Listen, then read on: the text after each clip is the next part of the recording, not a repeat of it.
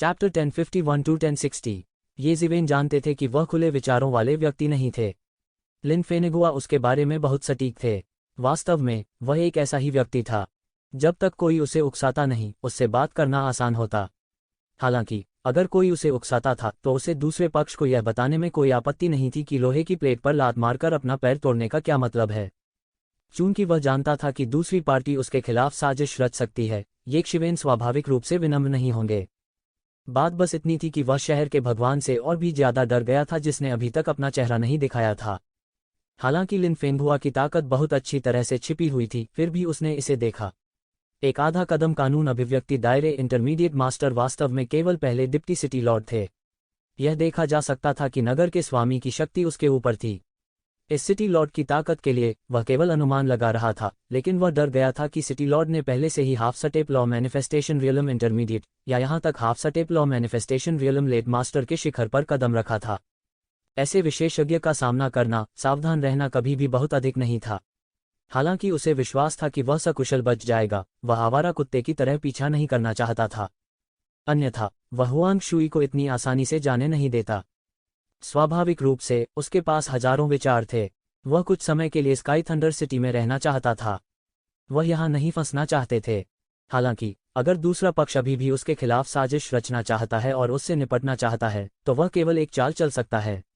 ये शिवेन की शैली नहीं थी कि निष्क्रिय रूप से बिना पीछे लड़े हार मान ली जाए।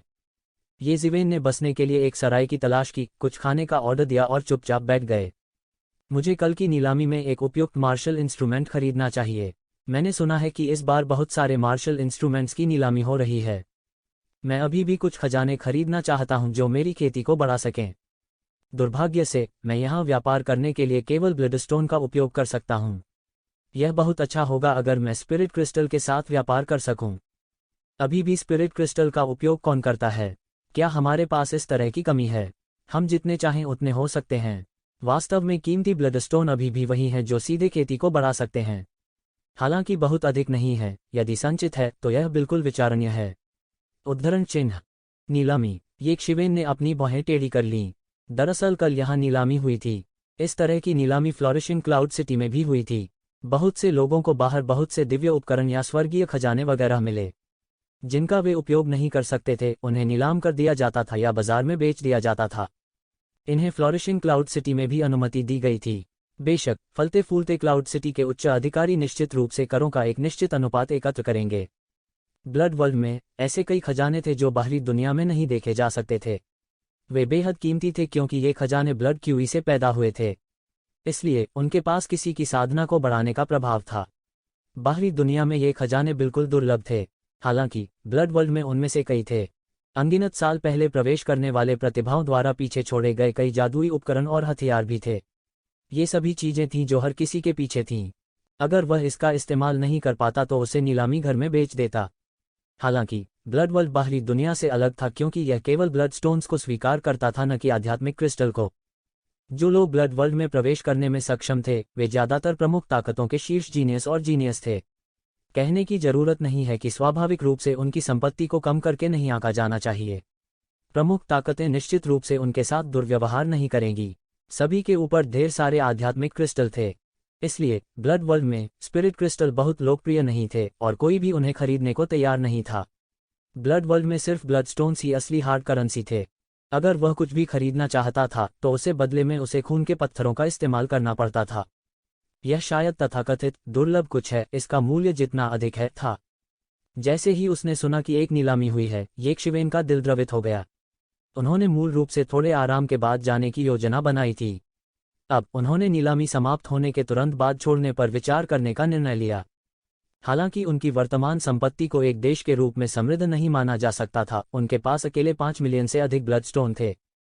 जाने से पहले यंग मास्टर हाई लॉन्ग और अन्य लोगों ने ये ज़िवेन को और 30 लाख ब्लडस्टोन दिए। इसलिए ये ज़िवेन को अब बहुत अमीर कहा जा सकता है। अपना मन बनाने के बाद ये शिवेन ने इस सराय में रहने का फैसला किया। यह एक शांत रात थी। जल्द ही यह अगले दिन था। कई लोग सुबह जल्दी उठकर नीलामी के लिए दौड़ पड़े। स्काई थंडर सिटी में इस तरह की नीलामी भी सबका ध्यान का केंद्र रही। स्काई थंडर सिटी में यह स्काई थंडर सागर क्षेत्र के उन लोगों से बहुत दूर था। आसपास के समुद्री क्षेत्रों के दर्जनों विशेषज्ञ एक साथ एकत्रित हुए थे। जब ये लोग नीलामी घर पहुंचे तो अंदाजा लगाया जा सकता है कि स्थिति कितनी जीवंत होगी। बहुत से लोग जो मूल रूप से विभिन्न खजानों और आकस्मिक मुलाकातों की तलाश में थे, साथ ही विशेषज्ञ जो शहर में एकांत में खेती कर रहे थे, वे सभी यहाँ एकत्र हुए थे, जिससे पूरा स्काई थंडर सिटी सामान्य से कहीं अधिक जीवंत लग रहा था। ये जिवेन इन लोगों के साथ घुल मिल गए और नीलामी घर में प्रवेश कर गए। पूरा ऑक्शन हाउस बेहद भव्य लग रहा था। कई पीढ़ियों की कड़ी मेहनत के बाद यह तभी सक्रिय होगा जब रक्त क्षेत्र खुलेगा, इसलिए यह बिल्कुल भी जर्जर नहीं था। स्काई थंडर सी रीजन के लोग यहाँ हैं। जैसे ही सब लोग अपनी अपनी सीट ले रहे थे, गलियारे से एक आवाज आ रही थी। सभी ने देखा कि स्काई थंडर सी रीजन के विशेषज्ञ वास्तव में आ चुके थे। हालांकि इसे स्काई थंडर सिटी कहा जाता था, वास्तव में स्काई थंडर सी क्षेत्र के लोगों ने कुल आबादी का कुछ 10वां हिस्सा ही लिया था। खासतौर पर स्काई थंडर सी रीजन के ऊंचे हिस्से। सामान्य परिस्थितियों में ये उच्चाधिकारी शायद ही कभी एक साथ इस तरह दिखाई देंगे। जाहिर है, कुछ ऐसा होना चाहिए जो उन्हें इस नीलामी में रुचि दे, इसलिए सभी एक साथ नजर आए। स्काई थंडर सागर क्षेत्र का नेतृत्व करने वाले 2 लोग लिन फेंगहुआ और हुआंग शुई थे। उनमें से 2 के अलावा लगभग 5 या 6 अर्धचरण कानून घोषणा विशेषज्ञ दिखाई दिए, दोनों के पीछे। इसके अलावा लगभग 20 ट्रांसेंडेंट्रियल 9th लेवल पीक विशेषज्ञ थे। उनमें से प्रत्येक एक शीर्ष प्रतिभाशाली था। हालांकि उन्होंने अपनी आभा से देखते हुए हाफ स्टेप लॉ मैनिफेस्टेशन दायरे में प्रवेश नहीं किया था, लेकिन वे हाफ स्टेप लॉ मैनिफेस्टेशन दायरे में प्रवेश करने से थोड़ा ही दूर थे। वे किसी भी समय प्रवेश कर सकते थे। स्काई थंडर सी रीजन की ताकत फले फूले क्लाउड सी रीजन जैसे छोटे समुद्री क्षेत्र को पार कर गई। हालांकि फूले हुए बादल सागर क्षेत्र को यंग मास्टर सी ड्रैगन जैसे शीर्ष प्रतिभाओं के समूह के साथ वृद्धि पर माना जाता था, फिर भी मध्यम आकार के समुद्री क्षेत्रों के बीच शीर्ष स्काई थंडर सागर क्षेत्र की तुलना में एक बड़ा अंतर था। ये जिवेन कल्पना नहीं कर सकते थे कि उन बड़े समुद्री क्षेत्रों और सुपर समुद्री क्षेत्रों में कितने प्रतिभाशाली लोग पैदा होंगे। अंतहीन समुद्री क्षेत्र इतना विशाल था कि इसकी तुलना ट्रू मार्शल डोमेन से की जा सकती थी। इतने सारे जीवों के साथ और भी प्रतिभाएं होंगी। लिन फेंगहुआ ने भीड़ में ये जिवेन को एक नज़र से देखा। वह मुस्कुराते हुए ये जिवेन की ओर गया और कहा, भाई हम फिर से मिलते हैं। यह भाग्य है। भाई ये भी इस नीलामी में भाग लेने के लिए यहाँ हैं। ये जिवेन कहना चाहती थी, बकवास। अगर मैं यहाँ नीलामी में भाग लेने के लिए नहीं हूँ तो मैं यहाँ क्यों हूँ? लेकिन अंत में उन्होंने चुपचाप सिर हिलाया। वह कुछ नहीं कहना चाहता था और सीधे अपनी सीट पर बैठ गया। यह देखकर कि ये जिवेन इतना घमंडी था, स्काई थंडर सी रीजन के विशेषज्ञों ने थोड़ा गुस्सा दिखाया।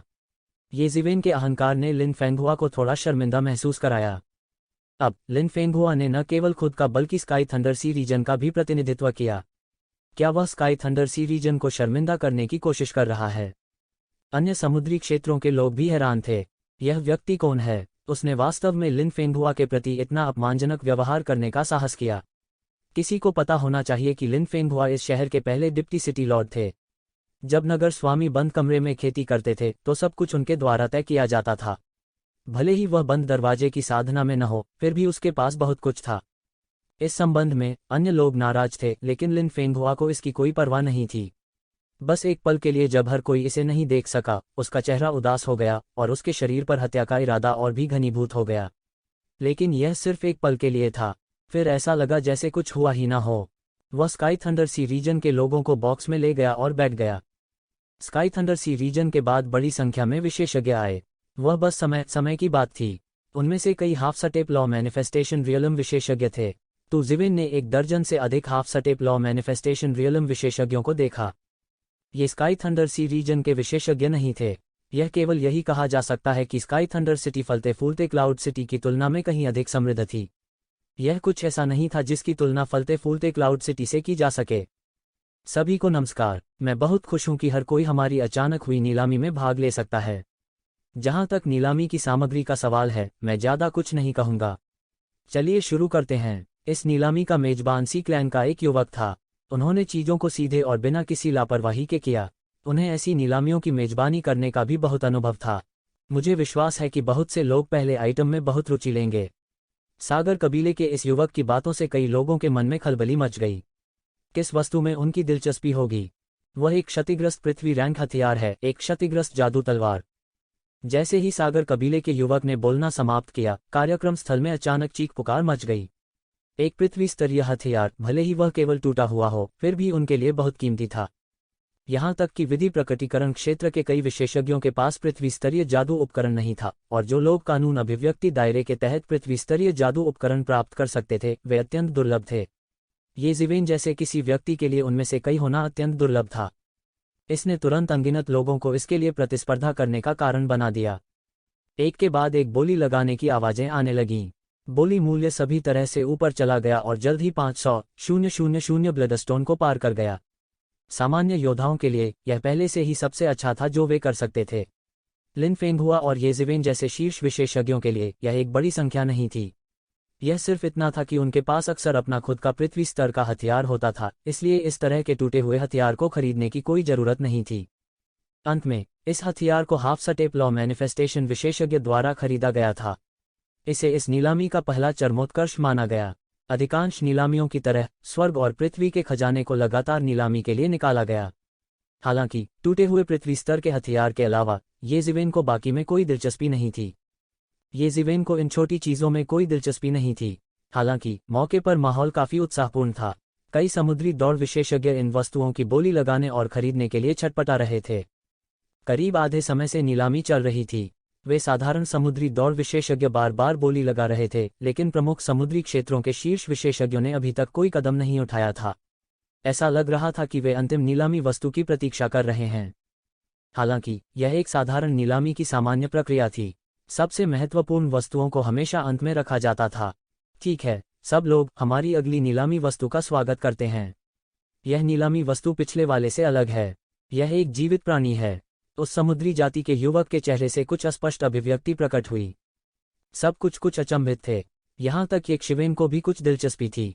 सामान्यतया किसी नीलामी में किसी जीवित प्राणी की नीलामी करने के अधिक अवसर नहीं थे। हालांकि उन्होंने जल्द ही देखा कि यह क्या था। कहना चाहिए कि यह कोई वस्तु नहीं बल्कि एक मानवीय आकृति थी। यह अपने 20वां दशा में एक महिला थी। उसके कपड़े फटे हुए थे। समय समय पर कोई भी उसकी बर्फ सफ़ेद त्वचा को उसके फटे पुराने कपड़ों के माध्यम से देख सकता था। उसका नाजुक चेहरा हट से भरा हुआ था। हालांकि उसके कंधे के ब्लेड पूरी तरह से लॉक हो गए थे। उसका पूरा व्यक्तित्व ऐसा लग रहा था जैसे उसके पास कोई प्रभावशाली ढंग नहीं है। हालांकि येज़िवेन ने जिस बात से उस स्थान पर भौहें खींची वह यह थी कि यह महिला समुद्री जाति की नहीं थी। वह वास्तव में एक इंसान थी। कई बार मानव जाति और समुद्री प्रजाति बहुत समान थी। यह उन उच्च स्तरीय समुद्री दौड़ विशेषज्ञों के लिए विशेष रूप से सच था। जैसे जैसे उनकी साधना में सुधार होता गया, वे धीरे धीरे ताव शरीर की दिशा में विकसित होते गए। दूसरे शब्दों में, वे अधिक से अधिक मनुष्यों की तरह बनेंगे। हालांकि किसी भी मामले में यह इस तथ्य को नहीं छिपा सकता था कि वे मनुष्य नहीं थे। अलग अलग जातियों की आभा बिल्कुल अलग थी। तो ज़िवेन केवल उन्हें छिपा सकती थी और उनकी नकल कर सकती थी। वह अपनी ही जाति की आभा नहीं बदल सका। इस महिला की आभा निश्चित रूप से एक इंसान की थी। दूसरे शब्दों में, ये समुद्री जाति विशेषज्ञ वास्तव में इस मानव महिला को मौके पर नीलामी की वस्तु के रूप में उपयोग कर रहे थे। येज़िवेन का दिल अचानक गुस्से से भर गया। टकराना। उसके हाथ के बगल का आर्मरेस्ट सीधे उसके द्वारा कुचला गया था। उसने दूर से सीधे मानव स्त्री को देखा। हर कोई इसे देख सकता है। हाँ, यह एक मानवीय महिला है। समुद्र की दौड़ का युवक मंद मंद मुस्कुराया। हालांकि दर्शकों में कई समुद्री दौड़ विशेषज्ञ कुछ हैरान थे। समुद्री जाति और मानव जाति के बीच संघर्ष हमेशा अंतहीन समुद्री क्षेत्र में मौजूद था।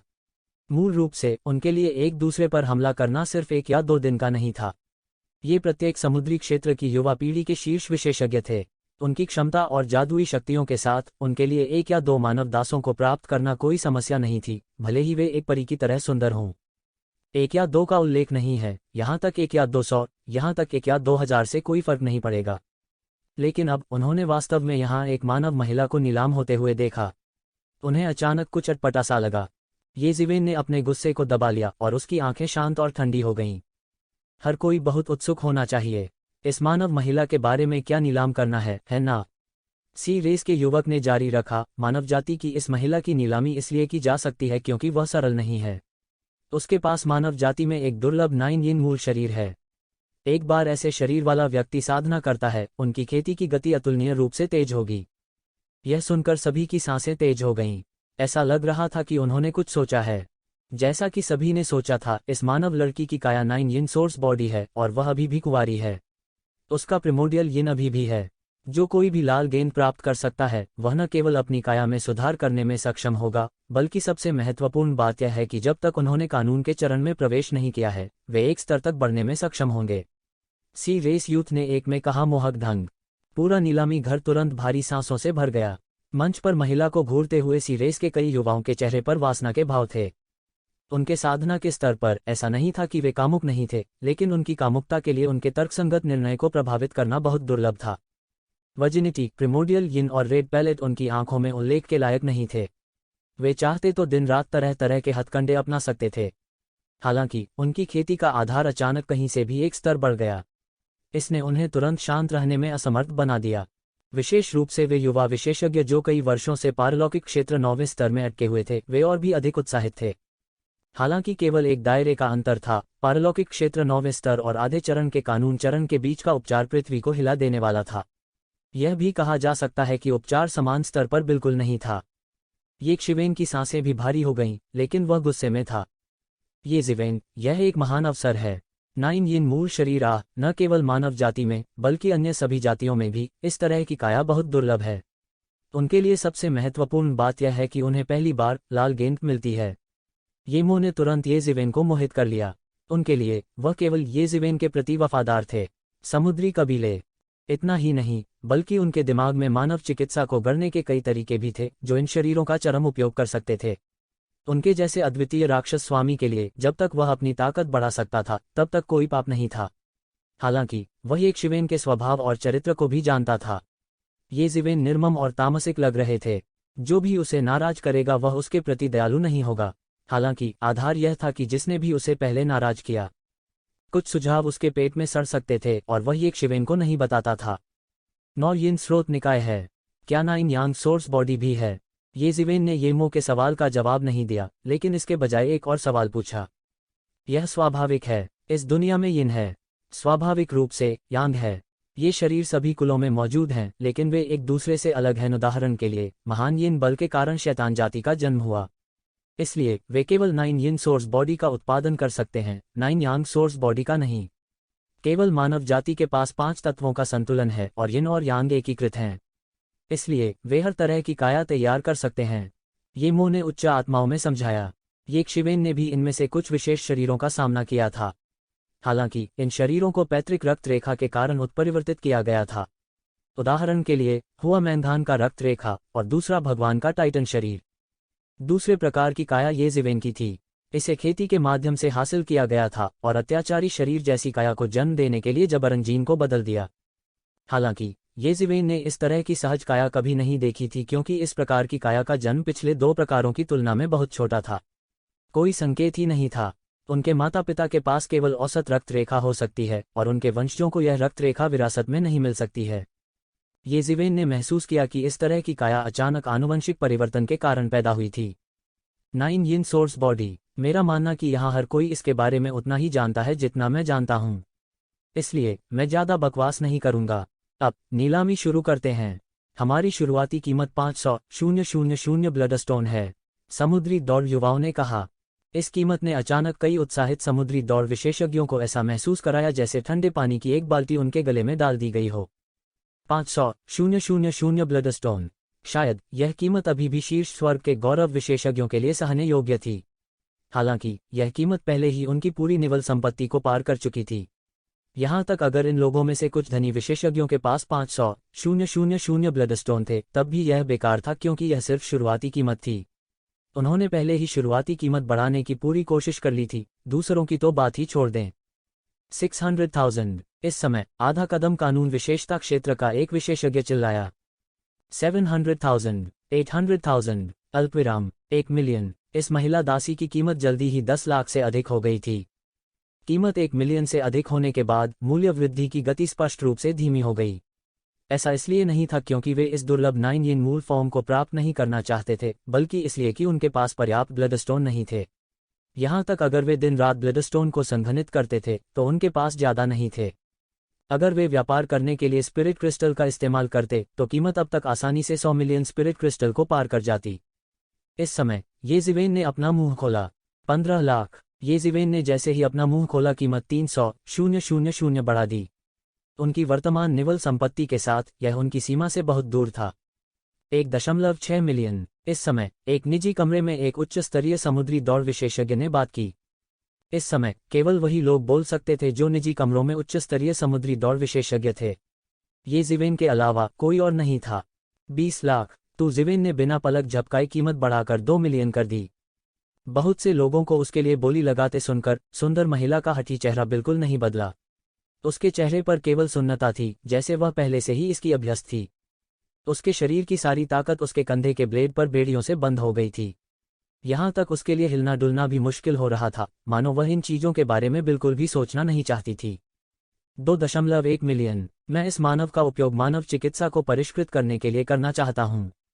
लड़ना बंद करो। इस समय एक निजी कमरे से एक गुस्ताख आवाज सुनाई दी। जाहिर है यह एक उच्च स्तरीय समुद्री रेस विशेषज्ञ भी था। 2.2 मिलियन। एक निजी कमरे से एक और आवाज आई। क्या आप अकेले हैं जो मानव चिकित्सा को परिष्कृत करना जानते हैं? हमारे पास अपना विशेष गुप्त नुस्खा भी है। ये लोग लंबे समय से अपने सामने इस महिला को इंसान नहीं बल्कि इंसानी दवा समझते थे। इसके अलावा भले ही वह एक इंसान थी, उनकी नज़र में शायद वह सिर्फ चींटियों का झुंड थी। 3 मिलियन। ये शिवेन ने उदासीनता से एक और नंबर कहा। देखते ही देखते पूरा परिसर शांत हो गया। अनगिनत टकटकी लगाकर देखा। वे नहीं जानते थे कि यह साधारण सा दिखने वाला युवक कौन है। उसने अप्रत्याशित रूप से 3 मिलियन ब्लडस्टोन इतनी आसानी से निकाल दिए थे। यह ज्ञात होना चाहिए कि विभिन्न समुद्रों के ऊपरी क्षेत्रों के युवा विशेषज्ञ भी इतनी बड़ी मात्रा में धन नहीं निकाल सके। धन के मामले में इस संख्या को आसानी से पार करने वाला एकमात्र स्थान स्काई थंडर सागर क्षेत्र था। इस समय स्काई थंडर सागर क्षेत्र के विशेषज्ञों ने अभी तक कोई कदम नहीं उठाया था। क्या वे कोई चाल चलेंगे? पूरे स्काई थंडर सिटी के मालिक के रूप में स्काई थंडर सिटी के अधिकांश लाभ स्वाभाविक रूप से स्काई थंडर सिटी के हाथों में आ गए। अगर उन्होंने कार्रवाई की तो ये शिवेन की संपत्ति की तुलना उनकी तुलना में नहीं की जा सकती है। ये शिवेन भी अपने दिल में थोड़ा घबराया हुआ था। अगर वह उसे सामान्य तरीकों से नहीं ले जा सका तो उसके पास नीलामी घर में तमाशा करने और उसका अपहरण करने के अलावा कोई विकल्प नहीं होगा। ऐसे में फिर से एक बड़ी लड़ाई छिड़ जाएगी। इसके अलावा यह ठीक होगा यदि यह स्काई थंडर सागर क्षेत्र का शीर्ष प्रबंधन है। उस समय उसे प्रमुख समुद्री क्षेत्रों के शीर्ष विशेषज्ञों के घेराव और दमन का सामना करना पड़ सकता है। ये सिवेन के लिए भी यह स्थिति एक सिरदर्द थी। यह सबसे अच्छा होगा अगर वह उसे सामान्य तरीकों से ले जा सके। 30 लाख ब्लडस्टोन। हालांकि यह थोड़ा परेशान करने वाला था, ये सिवेन की राय में यह पूरी तरह से इसके लायक था। लंबे समय तक इंतजार करने के बाद हर कोई यह देखने के लिए इंतजार कर रहा था कि स्काई थंडर सी रीजन के विशेषज्ञ कार्रवाई करेंगे या नहीं। हालांकि उन्होंने दूर से लिन फेंगहुआ की आवाज सुनी। चूंकि यह कुछ ऐसा है जिसमें भाई ये रुचि रखते हैं तो हमारा स्काई थंडर सागर क्षेत्र हस्तक्षेप नहीं करेगा। लिन फेंगहुआ में अभी भी बुद्धिमानों के प्रति विनम्र होने का आभास था और सभी से तालियों का एक दौर जीता। हालांकि ये जिवेन के लिए वह अभी भी एक काले पेट वाला जहरीला सांप था। कोई परिवर्तन नहीं होगा। हालांकि चूंकि लिन फेंगहुआ ने हस्तक्षेप नहीं किया तो बाकी की स्थिति सुलझ गई।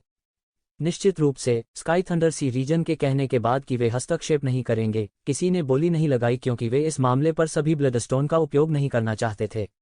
आखिरी वस्तु वह थी जो वे सबसे ज्यादा चाहते थे।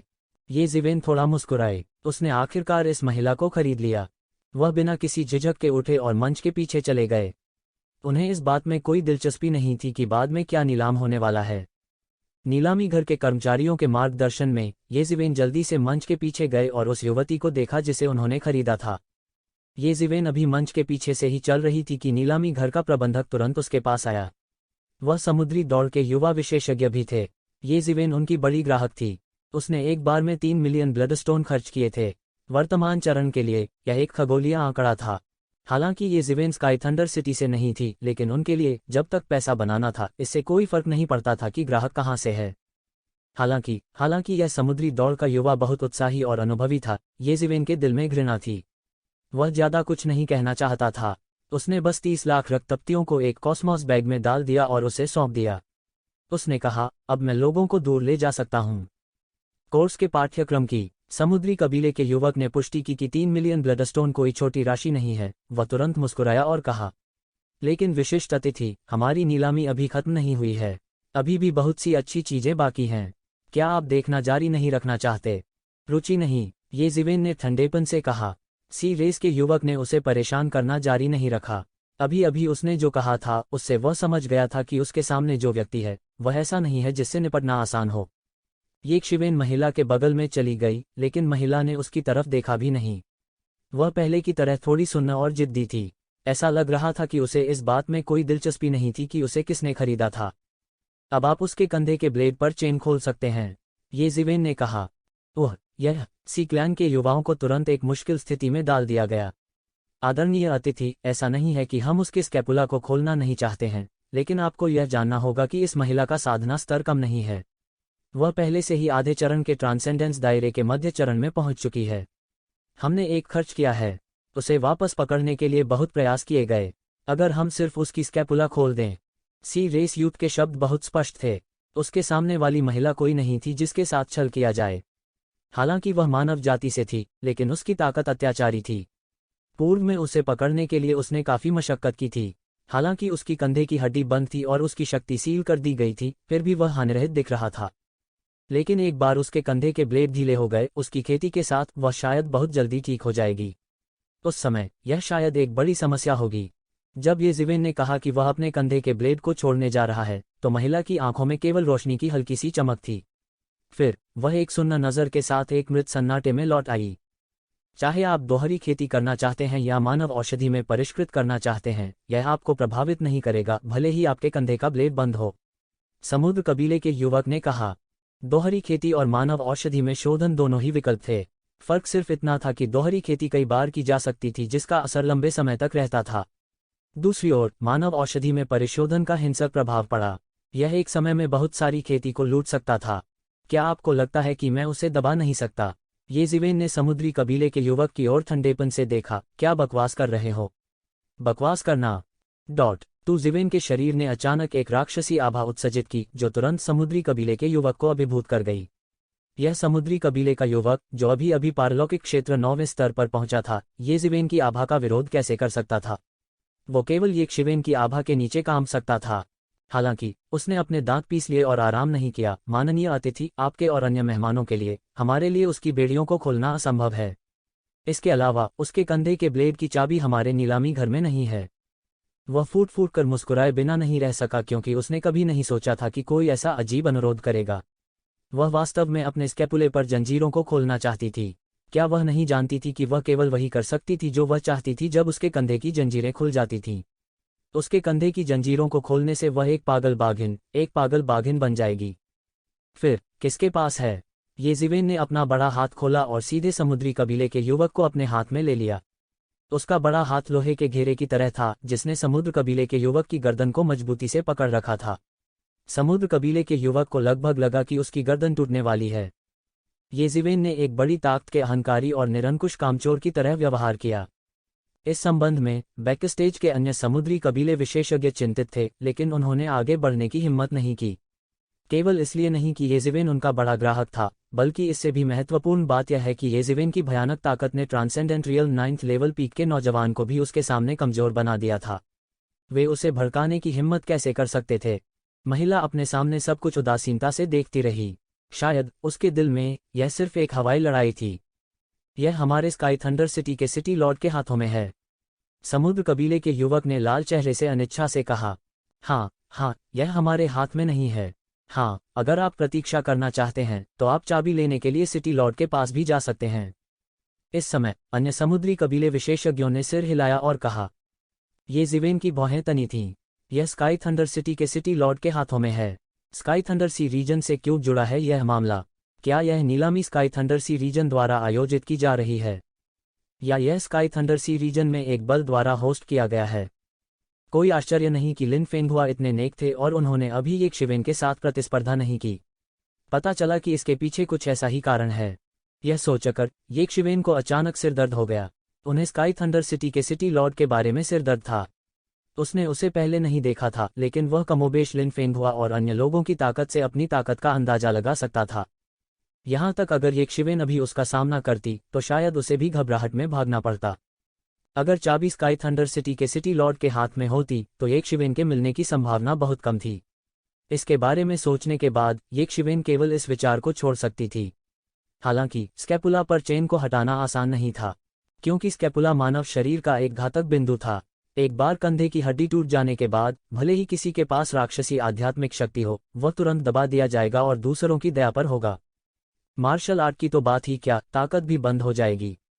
कोई सामान्य व्यक्ति से बेहतर नहीं होगा। सामान्यतया इस पद्धति का उपयोग कुछ महत्वपूर्ण और परेशान करने वाले अपराधियों से निपटने के लिए भी किया जाता था। इसके अलावा विशेषज्ञों के विभिन्न स्तरों को बंद करने वाले झोंपड़ियों का स्तर अलग था। चाबी के अभाव में इसे खोलना उतना ही कठिन था जितना स्वर्ग में चढ़ना।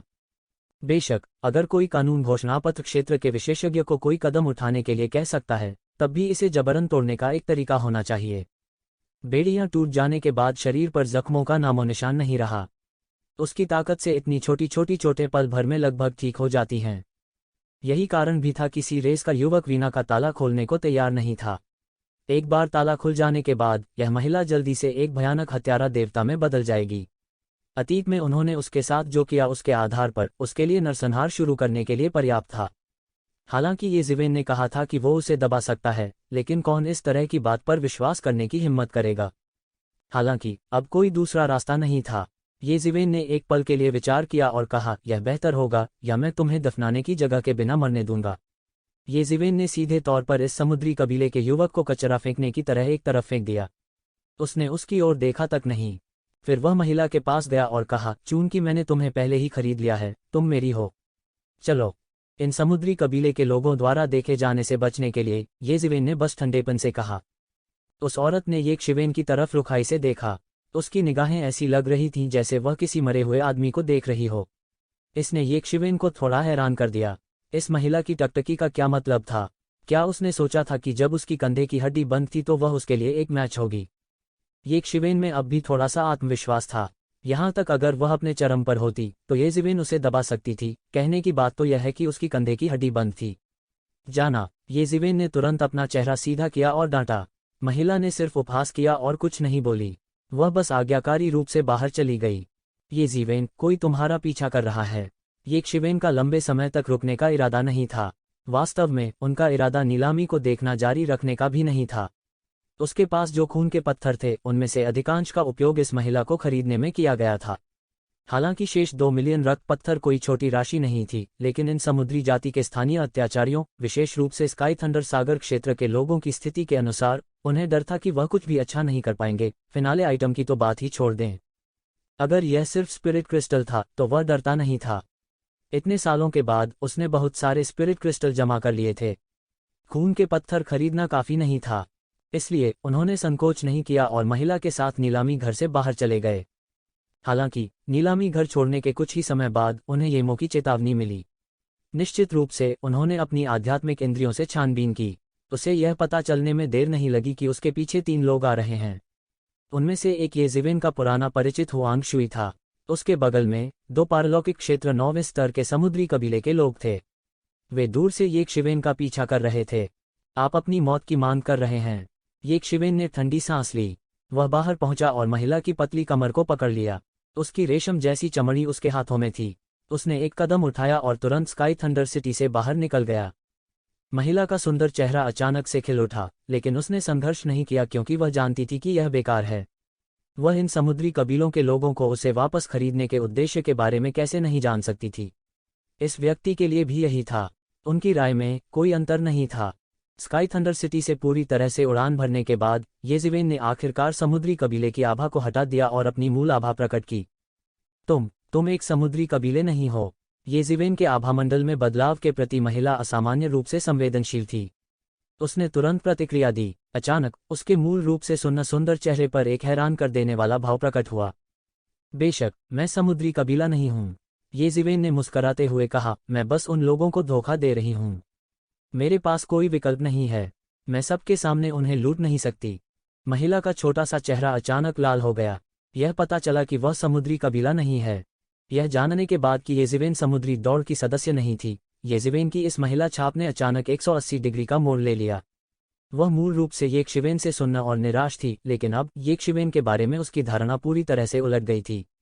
शायद इसलिए कि उसने पहले येकशिवेन को गलत समझा था और कुछ हद तक दोषी महसूस किया था। येकशिवेन के बारे में उसकी धारणा बढ़ गई थी। इसमें कोई आश्चर्य नहीं था कि येकशिवेन ने अपनी खोपड़ी को खोलने का अनुरोध किया था। उस समय उसे समझ नहीं आया कि ऐसा क्यों है, क्योंकि यह बहुत ही अतार्किक था। जैसा कि समुद्री जाति के युवाओं ने कहा था, चाहे वह दोहरी खेती हो या मानव चिकित्सा को परिष्कृत करना, इससे कोई फर्क नहीं पड़ता कि उसके पास स्कैपुला है या नहीं। खासकर जब उसने दोहरी खेती के बारे में सोचा तो उसकी गोरी त्वचा तुरंत लाल हो गई। हालांकि यह थोड़ा अजीब था कि उसके पास समुद्री जनजाति के सदस्य के रूप में खुद को छिपाने का साधन था। इस अचानक खुशी के सामने ये संदेह कुछ भी नहीं थे। वे शापित सी रेस। जब महिला ने सोचा कि उसे कैसे पकड़ा गया है तो उसने तुरंत अपने बर्फ सफ़ेद दांत पीस लिए। लेकिन फिलहाल मैं आपके कंधे के ब्लेड पर जंजीरों के बारे में कुछ नहीं कर सकता, येज़िवेन ने कहा। बेशक यह बिल्कुल असंभव नहीं था। उदाहरण के लिए, इमेजेंस इमोर्टल एक्सटर्मिनेटिंग सेबर निश्चित रूप से इस श्रृंखला को काट सकता है, लेकिन इमेजेंस इमोर्टल एक्सटर्मिनेटिंग सेबर उनका अंतिम तुरुप का इक्का था। वह इसे तब तक नहीं निकालेगा जब तक कि यह एक महत्वपूर्ण क्षण न हो, उसके सामने उस महिला का उल्लेख न करें जिससे वह पहली बार मिला था। इसके अलावा वह इमेजेंस इमोर्टल एक्सटर्मिनेटिंग सेबर को बिल्कुल भी नियंत्रित नहीं कर सका। युद्ध में इसका इस्तेमाल करना ठीक था, लेकिन अगर वह श्रृंखला को काटने के लिए इमेजेंस इमोर्टल एक्सटर्मिनेटिंग सेबर को नियंत्रित करना चाहता था तो उसे डर था कि अगर वह सावधान नहीं हुआ तो वह इस महिला को भी आधा काट देगा। यह वाकई भयानक होगा। बस इस वजह से मैं पहले से ही बहुत आभारी हूँ, महिला ने कहा। वैसे मैंने तुमसे नहीं पूछा कि तुम्हारा नाम क्या है, येज़िवेन ने पूछा। यहाँ तक नीलामी घर ने भी यह जानकारी नहीं दी। आखिरकार उनकी नज़र में उनके सामने यह महिला दोहरी साधना का एक उपकरण मात्र थी, या शायद एक मानव औषधि। इसलिए इससे कोई फर्क नहीं पड़ता था कि वे उसका नाम जानते हैं या नहीं। ये कियान, महिला ने अपने निचले होंठ को थोड़ा सा चबाया और धीरे से कहा। ये कियान, अच्छा नाम। आपका उपनाम भी ये है? हाँ, शायद हम 500 साल पहले एक परिवार थे। मेरा उपनाम भी येज़िवेन है, येज़िवेन ने मुस्कराते हुए कहा। वह अपने दिल में थोड़ा भावुक महसूस कर रहा था, लेकिन उसे उम्मीद नहीं थी कि उसके सामने जो महिला है उसका वास्तव में वही उपनाम है। हालांकि वह केवल थोड़ा भावुक महसूस कर रहा था और उसने इसे दिल पर नहीं लिया। इस दुनिया में एक ही नाम के बहुत से लोग थे, एक ही सरनेम तो दूर की बात है। मेरी जान बचाने के लिए मैं यंग मास्टर ये को धन्यवाद देता हूँ, ये कियान ने कहा और उसने अपनी सुंदर आंखें झपकाईं। मैं तुम्हें मझधार में नहीं छोड़ सकता। ये लानत समुद्री कुलों, मुझे नहीं पता कि मेरे कबीले के कितने खून ने उनके हाथों को दाग दिया है। अगर मुझमें क्षमता है तो अभी या बाद में मैं उन्हें मिटा दूंगा, येज़िवेन ने रूखेपन से कहा। वैसे यंग मास्टर, ये स्काई थंडर सिटी के उन लोगों के घात से सावधान रहें। ऐसा लगता है कि ये कियान ने कुछ सोचा और जल्दी से उसे याद दिलाया। वास्तव में यंग मास्टर ये नहीं जानते, ये कियान ने फिर कहानी सुनाई। यह पता चला कि स्काई थंडर सिटी के सिटी लॉर्ड द्वारा ये कियान को पकड़ा गया था। हालांकि यह ब्लड वर्ल्ड में नहीं था बल्कि बाहरी दुनिया में था। जब ये कियान अनुभव हासिल करने के लिए बाहर गई तो वह स्काई थंडर सी रीजन में आई। कौन जानता था कि वह एक दुर्घटना का सामना करेगी और स्काई थंडर सिटी के सिटी लॉर्ड द्वारा घृणित तरीके से पकड़ी जाएगी। और यह नीलामी बस स्काई थंडर सिटी के सिटी लॉर्ड द्वारा आयोजित की गई थी। उसे बेचना विशुद्ध रूप से एक नौटंकी थी। कोई फर्क नहीं पड़ता कि उसे किसने खरीदा है, वह स्काई थंडर सिटी के सिटी लॉर्ड द्वारा घात लगाया जाएगा। अंत में वह वापस छीन लिया जाएगा। उसने कई बार ऐसी चीजों का अनुभव किया था। येज़िवेन को अब एहसास हुआ। कोई आश्चर्य नहीं कि लिन फेंगहुआ की उपस्थिति एक महान थी और उसने उसके साथ प्रतिस्पर्धा नहीं की। यह पता चला कि यह एक जाल था। यह 9 यिन बॉडी सोर्स अपने आप में एक नौटंकी थी। इससे कोई फर्क नहीं पड़ता कि इसे किसने खरीदा है, वह अंत में घात लगाकर बैठे होंगे। अंत में न केवल वह सब कुछ खो देगा बल्कि वह अपनी जान भी खो देगा। कोई आश्चर्य नहीं कि ये कियान ने उसे ऐसे देखा जैसे वह किसी मृत व्यक्ति को देख रही हो। यह पता चला कि वह स्काई थंडर सिटी में उन लोगों की साजिश को पहले से ही जानती थी, लेकिन उसने कुछ नहीं कहा। आमतौर पर उसके दिल में समुद्री कबीले के ये लोग उसी मांद के गीदड़ थे। यह सिर्फ कुत्ते खाने कुत्ते की लड़ाई थी। चाहे कोई भी जीता हो, वह दोहरी खेती की भट्टी बनने के हश्र से नहीं बच सकी। उसे कोई फर्क नहीं पड़ा। अगर उसे बाद में पता नहीं चलता कि येज़िवेन एक इंसान है और वो उसे बचाने की कोशिश कर रहा है तो वो कुछ भी नहीं कहती। येज़िवेन अब पूरी कहानी समझ गई थी। शुरू में उसने सोचा कि हुआंग शुई और उसके पीछे आने वाले अन्य लोग पिछली शिकायतों के कारण बस उस पर घात लगाना चाहते थे, लेकिन अब ऐसा लग रहा था कि यह इतना आसान नहीं था। उन्हें डर था कि पूरा स्काई थंडर सिटी शामिल था। कोई आश्चर्य नहीं कि ये कियान के स्कैपुला को खोलने के बजाय समुद्री कबीले के प्रबंधक को उसके द्वारा मौत के घाट उतार दिया जाएगा। पहले उसने कहा कि उसे डर था कि ये कियान अचानक पागल हो जाएगा। यह सब बकवास था। ऐसा इसलिए था क्योंकि उन्होंने ये कियान को जाने देने के बारे में कभी नहीं सोचा था। अगर ये कियान की कंधे की हड्डी खुल गई तो भविष्य में बड़ी परेशानी होगी। वे ये कियान को बिल्कुल भी नहीं पकड़ पाएंगे। हालांकि उसने ये कियान की युद्ध शक्ति को उसके चरम पर नहीं देखा था, यहाँ तक कि स्काई थंडर सी रीजन ने भी उसे पकड़ने के लिए बहुत प्रयास किया था। उन्हें भारी नुकसान उठाना पड़ा, जो यह दिखाने के लिए पर्याप्त था कि ये कियान सरल नहीं था। उसकी आंखों में हत्या के इरादे का एक संकेत चमक गया। अन्य लोगों ने उसके खिलाफ पहले से ही साजिश रच रखी थी। वह अपना गुस्सा कैसे निगल सकता था? वे सिर्फ अपनी मौत मांग रहे हैं। ये शिवेन ने तुरंत झिझकना बंद कर दिया। उसने सीधे एस्केप लाइट को दबाया और एक घाटी में उतरा। उसने कहा, पहले तुम यहीं ठहरो, मैं जाकर पहले अपने पीछे के लोगों को हटाऊंगा। उसने ये कियान को त्यानयुवान मिरर में रखना नहीं चुना क्योंकि वह इससे परिचित नहीं था। ब्लड वर्ल्ड जैसी जगह में, या यहाँ तक कि पूरे प्राचीन बैरेंस महाद्वीप में, उसका कोई दोस्त या रिश्तेदार नहीं था। सतर्क रहना हमेशा सही था। वह त्यानयुवान मिरर का पर्दाफाश नहीं करना चाहता था क्योंकि एक बार जब यह उजागर हो गया तो यह निश्चित रूप से दुनिया को चौंका देगा। आमतौर पर एक स्टोरेज आर्टिफैक्ट केवल कुछ निर्जीव वस्तुओं को स्टोर कर सकता है। जीवित चीजों को संग्रहित करना असंभव था। त्यानयुवान मिरर जैसी किसी चीज का उल्लेख नहीं करना, जो लगभग एक दुनिया बना सकती थी और स्वतंत्र रूप से विकसित हो सकती थी। अगर इसका खुलासा हुआ तो एक शिवेन को निश्चित रूप से बड़े खतरे का सामना करना पड़ेगा। एक कलाकृति जो एक दुनिया का निर्माण कर सकती है, निश्चित रूप से अनगिनत विशेषज्ञों द्वारा प्रतिष्ठित होगी। हो सकता है कि कानून घोषणा क्षेत्र से ऊपर के विशेषज्ञ भी आकर्षित हों। वह यह जोखिम नहीं उठा सकता था। ये कियान के लिए सरनी की व्यवस्था करने के बाद ये ज़िवेन तुरंत चुपचाप लौट आई। अरे कहाँ गया वो आदमी? वह क्यों चला गया? हुआंग शुई और अन्य 2 पर्वत श्रृंखला में पीछा किया, लेकिन उन्होंने पाया कि वे ये ज़िवेन का ट्रैक खो चुके थे। क्योंकि ये शिवेन ने पहले गति नहीं की थी, वे एक शिवेन के पीछे चलने में सक्षम थे। उन्होंने यह भी सोचा कि वे एक शिवेन द्वारा खोजे नहीं गए थे, इसलिए उन्होंने पूरे रास्ते उसका पीछा किया। हालांकि जब वे इस पर्वत श्रृंखला पर पहुंचे तो उन्होंने अचानक पाया कि ये ज़िवेन अपनी दिव्य इंद्रियों से गायब हो गई थी।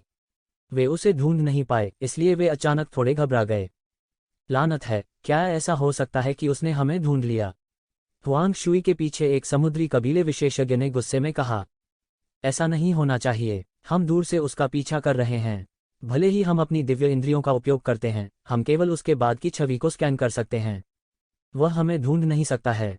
दूसरे ने कहा, बस इतना है कि अगर हम इस तरह वापस जाते हैं तो मुझे डर है कि सिटी लॉर्ड लिन पास नहीं हो पाएगा। सिटी लॉर्ड लिन ने हमें विशेष रूप से इस आदमी पर नजर रखने और यह देखने का आदेश दिया कि वह कहाँ रहता है। फिर वह हमें घेरने के लिए बड़ी संख्या में विशेषज्ञों को लाएगा। खोजना। मुझे विश्वास नहीं हो रहा है कि यह आदमी अभी भी एक महिला के साथ भाग सकता है जिसकी कंधे की हड्डी बंद है। हुआंग शुई ने घबराए हुए और उत्तेजित तरीके से कहा। ये ज़िवेन के हाथों हारने के बाद उसने अपनी सामान्य शांति खो दी। उसका दिल भर आया क्रूरता के साथ, और वह ये ज़िवेन से अंदर तक नफरत करता था। हाँ, 2 समुद्री कबीलों के विशेषज्ञों ने जल्दी से हाँ कह दिया। इसी क्षण अचानक दूर से एक तेज आवाज आई, जिसके बाद सबकी आंखों के सामने एक अद्भुत तलवार आभा प्रकट हुई। तलवार की रोशनी आकाश को चीरती हुई सीधे बिजली की गति से पारलौकिक दायरे के 9वें स्तर के विशेषज्ञ की गर्दन में घुस गई। पफ, खून का फूल खिल गया। उत्कृष्ट क्षेत्र 9वें स्तर के विशेषज्ञ को प्रतिक्रिया करने से पहले छेद दिया गया था। उसका शरीर सीधे मध्य हवा से गिर गया और उसकी जीवन शक्ति छिन्न भिन्न हो गई। यह हादसा बहुत जल्दी हुआ। हुआंग शुई के पास केवल चिल्लाने का समय था, लेकिन उसके पास पारलौकिक क्षेत्र 9वें स्तर के विशेषज्ञ की सहायता करने का समय नहीं था। हालांकि इसका एक कारण यह भी था कि वह अचानक पकड़ा गया था, फिर भी वह अपनी साधना के साथ प्रतिक्रिया करने में असमर्थ था। यह देखा जा सकता था कि वह तलवार कितनी तेज थी। दूसरे शब्दों में, यदि वह भी उस तलवार का निशाना होता तो वह शायद उस तलवार के नीचे मर जाता। स्विश, एक और अद्भुत तलवार प्रकाश मध्य हवा से बह गया। पफ, खून का एक और फूल खिल गया। एक अन्य पारलौकिक क्षेत्र 9वें स्तर का विशेषज्ञ इस तलवार के नीचे गिर गया। हुआंग शुई को इस समय थोड़ी घबराहट और डर लगने लगा। एक अदृश्य शत्रु सबसे भयानक था। उसकी आंखों में धीरे धीरे एक सियान आकृति उसके सामने प्रकट हुई। यह ये ज़िवेन थी। उसके शिष्य भय के मारे मूर्छित होकर सिकुड़ गए। वह अच्छी तरह जानता था कि एक शिवेन की ताकत उसके ऊपर थी। पिछली लड़ाई के बाद वह यह भी समझ गया था कि वह ये ज़िवेन का विरोधी नहीं था, लेकिन ठीक इसी वजह से वह इस समय इतना डरा हुआ था। उसने एक संभावना के बारे में सोचा और वह मृत्यु थी। यह स्काई थंडर सिटी नहीं थी जहां वह किसी भी समय बहुत से सहायकों को बुला सके। इस बंजर पहाड़ में रगबीज के अलावा वह अकेला था। ये ज़िवेन, तुमने हम पर हमला क्यों किया? क्या तुम हमारे स्काई थंडर सिटी से बाहर निकलने वाले हो? क्या तुम हमारे द्वारा अंतहीन शिकार किए जाने से डरते नहीं हो? आपको क्या लगता है कि मैंने आप पर हमला क्यों किया? मैं तुम्हारी सारी साजिशें देख चुका हूं। तुम अब भी मेरे खिलाफ योजना बनाना चाहते हो। तुम मौत को दावत दे रहे हो। ये जिवेन ने उपहास के साथ कहा। नहीं, तुम समुद्री कुल के नहीं हो। तुम एक इंसान हो। हुआंग शुई बस बात करना जारी रखना चाहता था, लेकिन उसने अचानक देखा कि एक शिवेन की आभा अलग थी। छुपाए बिना ये जिवेन की मानवीय आभा स्पष्ट थी। यह समुद्री कबीले की थोड़ी पानी वाली और नमकीन आभा से बिल्कुल अलग थी। क्या अब यह जानने में थोड़ी देर नहीं हो गई है? ये जिवेन ने उपहास किया और कहा। हुआंग शुई को अचानक ठंडे पसीने आ गए। उसे आखिरकार एहसास हुआ कि उसने कुछ याद किया है। हालांकि सबसे भयानक बात यह थी कि एक शिवेन एक इंसान थी। उसने मनुष्यों और समुद्री प्रजाति के बीच कई वर्षों की लड़ाई के बारे में सोचा। उसने उन मानव जाति बलों के बारे में सोचा जो स्काई थंडर सागर क्षेत्र में नष्ट हो गए थे। स्काई थंडर सी रीजन में अभी भी बड़ी संख्या में मानव दास थे। उसने उनके भाग्य के बारे में सोचा। वह नहीं जानता था, लेकिन इस समय वह अचानक ठंडे पसीने में बह गया और ऐसा लगा जैसे वह एक बर्फ की गुफा में गिर गया हो। क्या तुम लोग बहुत घमंडी नहीं हो? अब मैं तुम्हें अपनी मानव जाति के साधन दिखाऊंगा। ये जिवेन ने उदासीनता से कहा। तुम ऐसा नहीं कर सकते। लिन फेंगहुआ जल्द ही बहुत सारे लोगों को यहाँ लाएगा। अगर तुम अभी नहीं जाओगे तो तुम निश्चित रूप से मर जाओगे। हुआंग शुई ने जल्दी से कहा। हालांकि वह ये जिवेन से नफरत करता था और उसके टुकड़े टुकड़े करना चाहता था, फिर भी उसने जीवन और मृत्यु के सामने खुद को जीने दिया। जहां तक जिवेन के साथ परेशानी खोजने और बदला लेने की बात है, उनकी राय में बहुत समय था। हड़बड़ी करने की जरूरत नहीं थी। चिंता मत करो, तुम्हें मारने के बाद वह भागना भूल सकता है। वे सभी जिन्होंने मेरे खिलाफ साजिश रची, भागने के बारे में सोचना भी मत। ये जिवेन ने उपहास के साथ कहा। हुआंग शुई लगभग मौत से डर गई थी। क्या यह आदमी पागल है? उसे मारने की बात तो भूल ही गए, उसने लिन फेंगहुआ के खिलाफ भी साजिश रची। वह लिन फेंगहुआ की ताकत के बारे में बहुत स्पष्ट था। यहाँ तक वह उसके लिए मैच नहीं था। इस समझ के कारण ही उसे लगा कि एक शिवेन इस तरह के पागल विचार के लिए पागल है। सबसे महत्वपूर्ण बात यह है कि लिन फेंगहुआ बहुत सारे half step law manifestation realm विशेषज्ञ लाएंगे। उसने वास्तव में लिन फेंगहुआ के खिलाफ योजना बनाने का साहस किया। वह पागल होना चाहिए। यह सोचकर कि उसने वास्तव में एक पागल आदमी के खिलाफ साजिश रची है, उसे अचानक बहुत दुख हुआ। लेकिन वह ऐसा व्यक्ति नहीं था जो बिना लड़ाई के मौत का इंतजार करे। अचानक एक तलवार की रोशनी उसके हाथ में दिखाई दी और उसके सामने एक शिवेन की ओर जा गिरी। इस तलवार में उसकी तलवार का सारा तेज था। यह कोई साधारण तलवार नहीं लग रही थी। यह सीधे नीचे गिरा। तलवार की रोशनी सीधे स्वर्ग और पृथ्वी से टकराए और सीधे नीचे गिर गई। एक ही पल में ये पहले ही एक शिवेन के सामने आ गया था। ये जिवेन ने केवल उपहास किया। उसके हाथ में तलवार की रोशनी तुरंत एक विशाल प्रकाश छाया में फट गई और तलवार की आभा की ओर विस्फोट हो गया जो नीचे गिर रही थी। बूम! दो तलवार औरस टकराए और सीधे एक ऐसी शक्ति का विस्फोट हुआ जिसने आकाश को मिटा दिया। दो अर्धचरण कानून घोषणा क्षेत्र विशेषज्ञों के बीच लड़ाई की शक्ति स्वाभाविक रूप से भयानक थी। सीधे बहने वाले तूफान ने आसपास के कई पहाड़ों को जमीन पर गिरा दिया। जिवेन की तलवार की रोशनी अधिक मजबूत थी। इसने सीधे हुआंग शुई की तलवार की रोशनी को तोड़ दिया और ऊपर तक चला गया।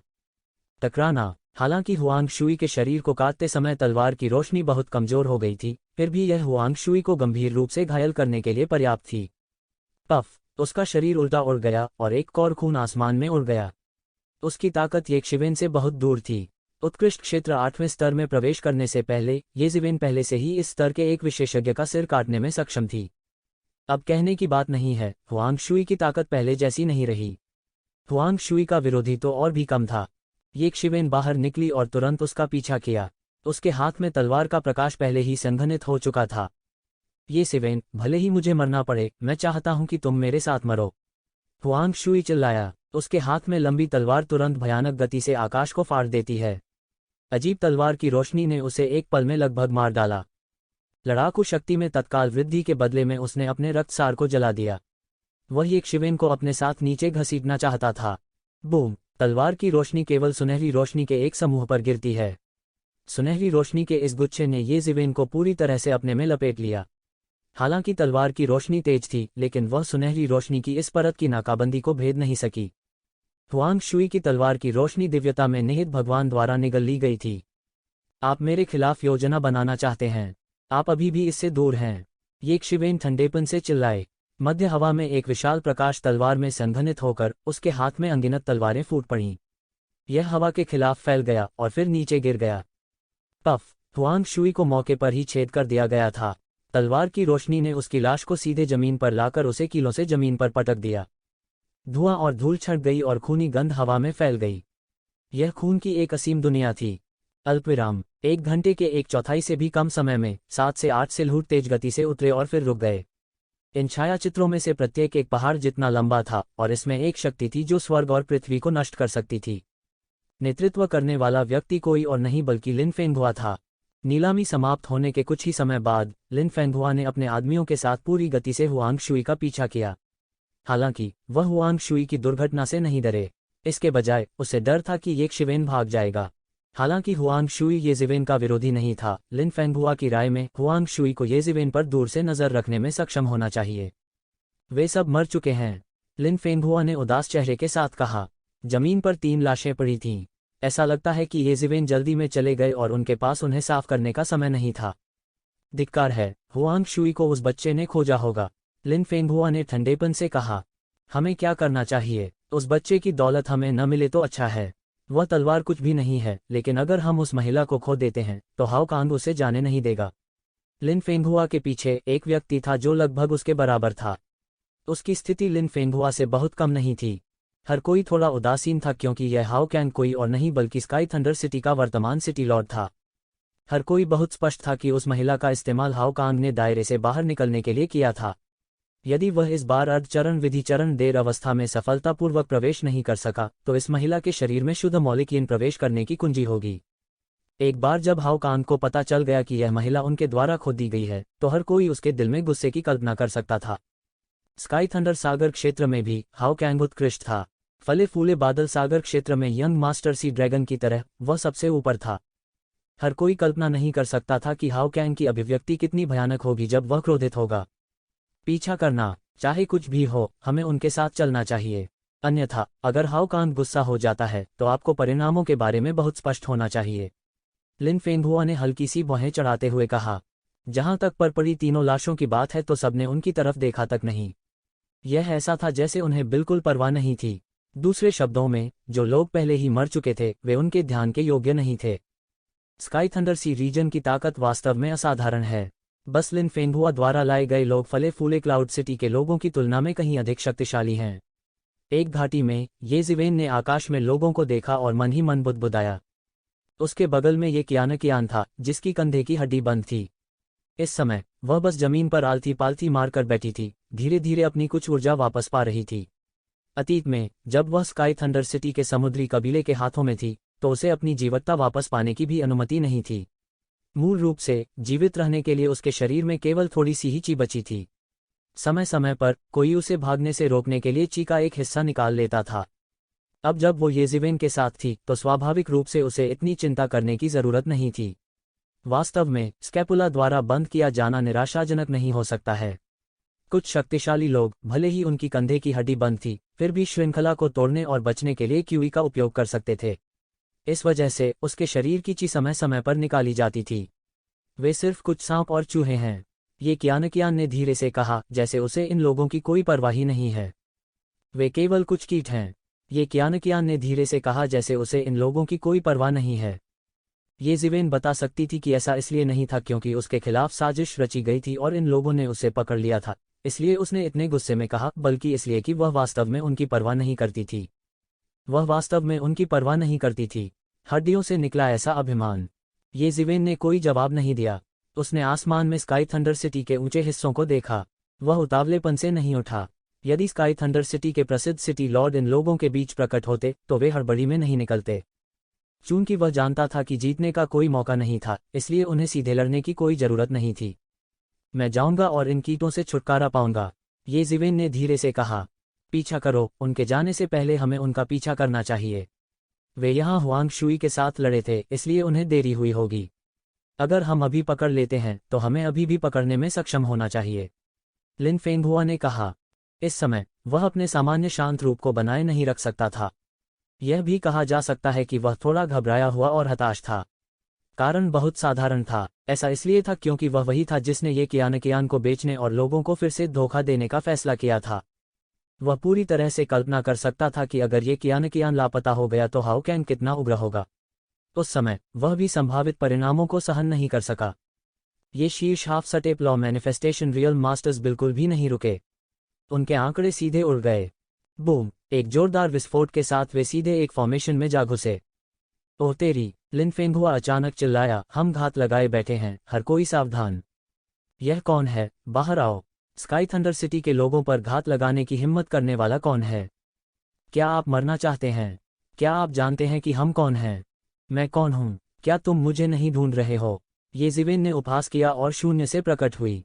ये जिवेन, यह वास्तव में आप हैं।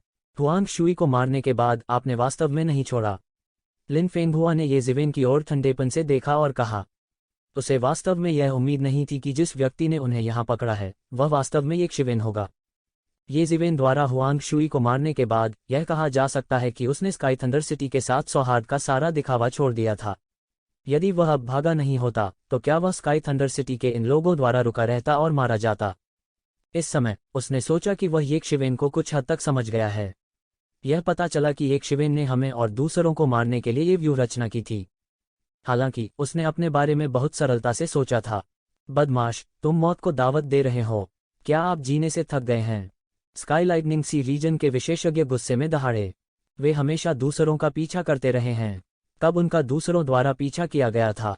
भले ही यह महज एक औपचारिकता थी, फिर भी यह उन्हें मंजूर नहीं था।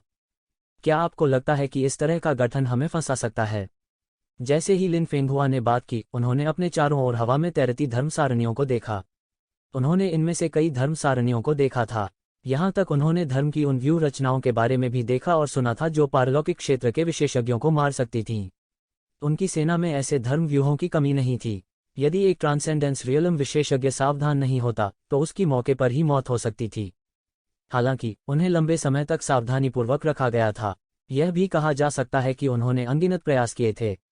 जल्दबाजी में तैयार की गई इस प्रकार की धर्म व्यवस्था की तुलना कैसे की जा सकती है? जल्दबाजी में तैयार की गई इस प्रकार की धर्म व्यूह उत्कृष्ट क्षेत्र के योद्धाओं से निपटने के लिए पर्याप्त हो सकती है। हालांकि in half step transcendence realm विशेषज्ञों से निपटना बहुत बचकाना और हास्यास्पद लग रहा था।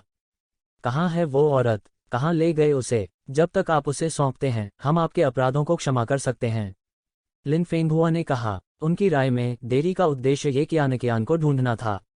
जहां तक ये जिवेन को क्षमा करने की बात है, प्लीज, वह बस कह रहा था। उन्होंने इसे दिल पर भी नहीं लिया। इस आदमी ने स्काई थंडर सिटी से किसी को मार डाला और वह एक आधा कदम transcendence realm deputy city lord भी था। वह उसे इतनी आसानी से कैसे जाने दे सकता था? ये जिवेन द्वारा ये कियान को सौंपे जाने के बाद वह उसे बिना दफनाने की जगह के मरने देगा। जहां तक धर्म व्यवस्था की बात है तो उन्होंने इसे बिल्कुल भी दिल पर नहीं लिया। तस, ये जिवेन ने उपहास किया। कृपया बोलने से पहले अपने दिमाग का इस्तेमाल करें। क्या आप खुद ऐसे शब्दों पर विश्वास करते हैं? ये जिवेन ने उपहास के साथ कहा। लिन फेंगहुआ की कंजूस अभिव्यक्ति अचानक उदास हो गई। हालांकि उसे उन शब्दों पर विश्वास भी नहीं था, फिर भी एक शिवेन की बातें सुनकर उसे थोड़ी शर्मिंदगी महसूस हुई। क्या आप वास्तव में सोचते हैं कि यह धर्म सरणी हमें फंसा सकती है और मार सकती है? लिन फेंगहुआ ने तिरस्कारपूर्वक कहा। क्या आपको लगता है कि आप एक हाफ सटेप ट्रांसेंडेंस रियलम विशेषज्ञ की ताकत का अनुमान लगा सकते हैं? यह हास्यास्पद है। आज मैं आपको दिखाऊंगा कि कुएं के तल पर मेढक होने का क्या मतलब है। उद्धरण चिन्ह। यह सही है। हमारी नज़र में तुम बस थोड़ी बड़ी चींटी हो। इस समय तुम बचना नहीं चाहते और तुम वास्तव में हम पर घात लगाने की हिम्मत करते हो। तुम वास्तव में जीने से थक गए हो। यह सही है। आप शायद बहुत लंबे समय तक जीवित रहे हैं। ये जिवेन के कान इन स्काई थंडर सिटी विशेषज्ञों के उपहास और शाप से भरे हुए थे। उनकी निगाहें येक शिवेन पर टिकी थीं। उन्हें केवल इस बात का डर था कि वह भाग जाएगा। तब तक वे इस धर्म व्यवस्था की बिल्कुल भी परवाह नहीं करेंगे। तुम्हें किसने बताया कि इस धर्म सरणी का उपयोग तुम्हें फंसाने और मारने के लिए किया जाता है? ये जिवेन ने उपहास के साथ कहा। जाहिर है वह इस बात को लेकर भी बहुत स्पष्ट थे कि यह धर्म सरणी अस्थायी रूप से स्थापित की गई थी। यह उन ट्रांसेंडेंट रियलम योद्धाओं से मुश्किल से निपट सकता था, लेकिन हाफ सटेप ट्रांसेंडेंस रियलम विशेषज्ञों से निपटना असंभव था। विशेष रूप से वह धर्म मेरे में बहुत अच्छा नहीं था। इतने कम समय में धरती को हिला देने वाली धर्म व्यवस्था की स्थापना करना असंभव था। फिर आपने अभी तक इस धर्म सरणी की स्थापना क्यों की? यह हास्यास्पद है। लिन फेंगहुआ ने भी उसके पाखंडी चेहरे को फाड़ डाला। उनके चेहरे पर कुछ भयानक भाव थे। उन्होंने इस धर्म श्रृंखला को तोड़ने का प्रयास नहीं किया क्योंकि उनकी राय में इसकी कोई आवश्यकता ही नहीं थी। इसे नष्ट करने में बस कुछ ही मिनटों की बात थी। मैंने इस धर्म सरणी की स्थापना सिर्फ इसलिए की क्योंकि मुझे डर है कि तुम भाग जाओगे। ये जिवेन ने मुस्कराते हुए कहा। यह दुर्लभ है कि आप में से इतने सारे लोग यहाँ हैं।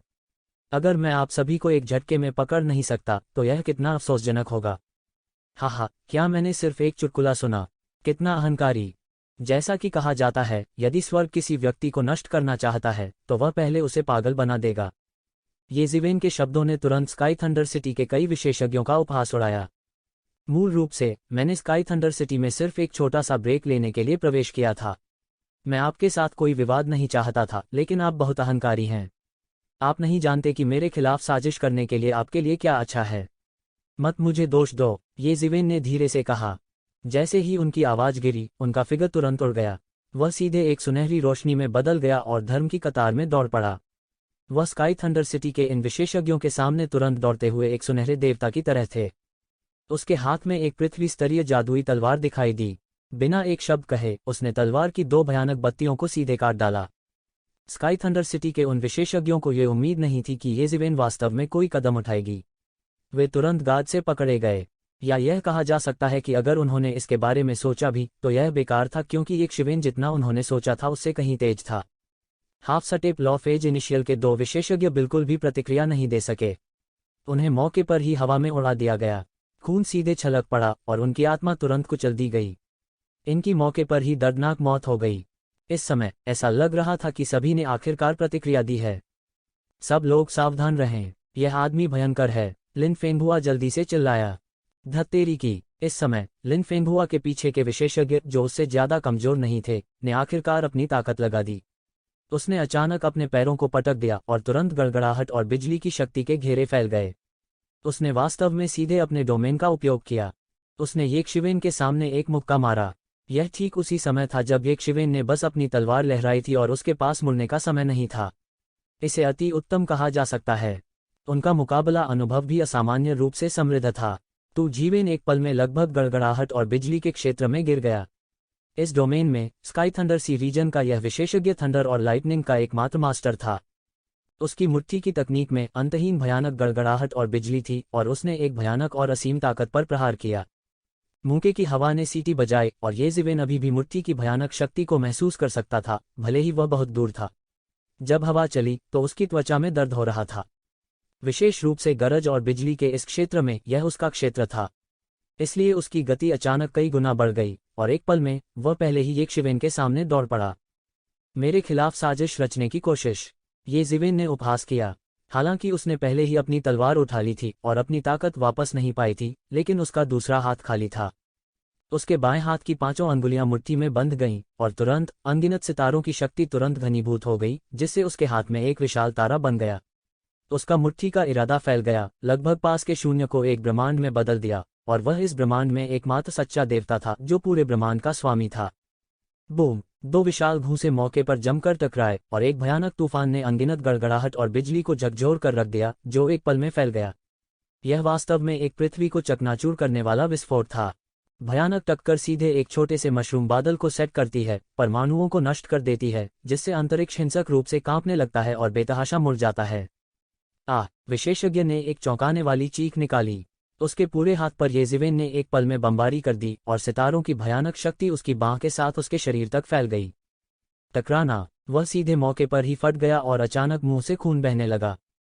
हर कोई हैरान रह गया, क्योंकि यह विशेषज्ञ लिन फेंगहुआ के बाद आमीन संप्रदाय का दूसरा विशेषज्ञ था। वह एक विशेषज्ञ भी था जिसने अभी अभी अर्धचरणीय विधि प्रकटीकरण क्षेत्र मध्य चरण में प्रवेश किया था।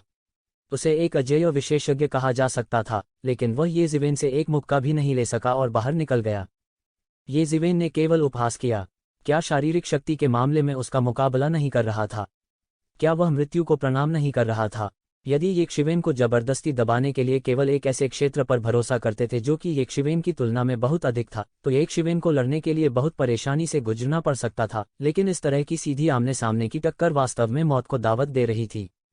येशिवेन ने बस उपहास किया और उस आदमी को देखा जो उसके द्वारा उड़ा दिया गया था।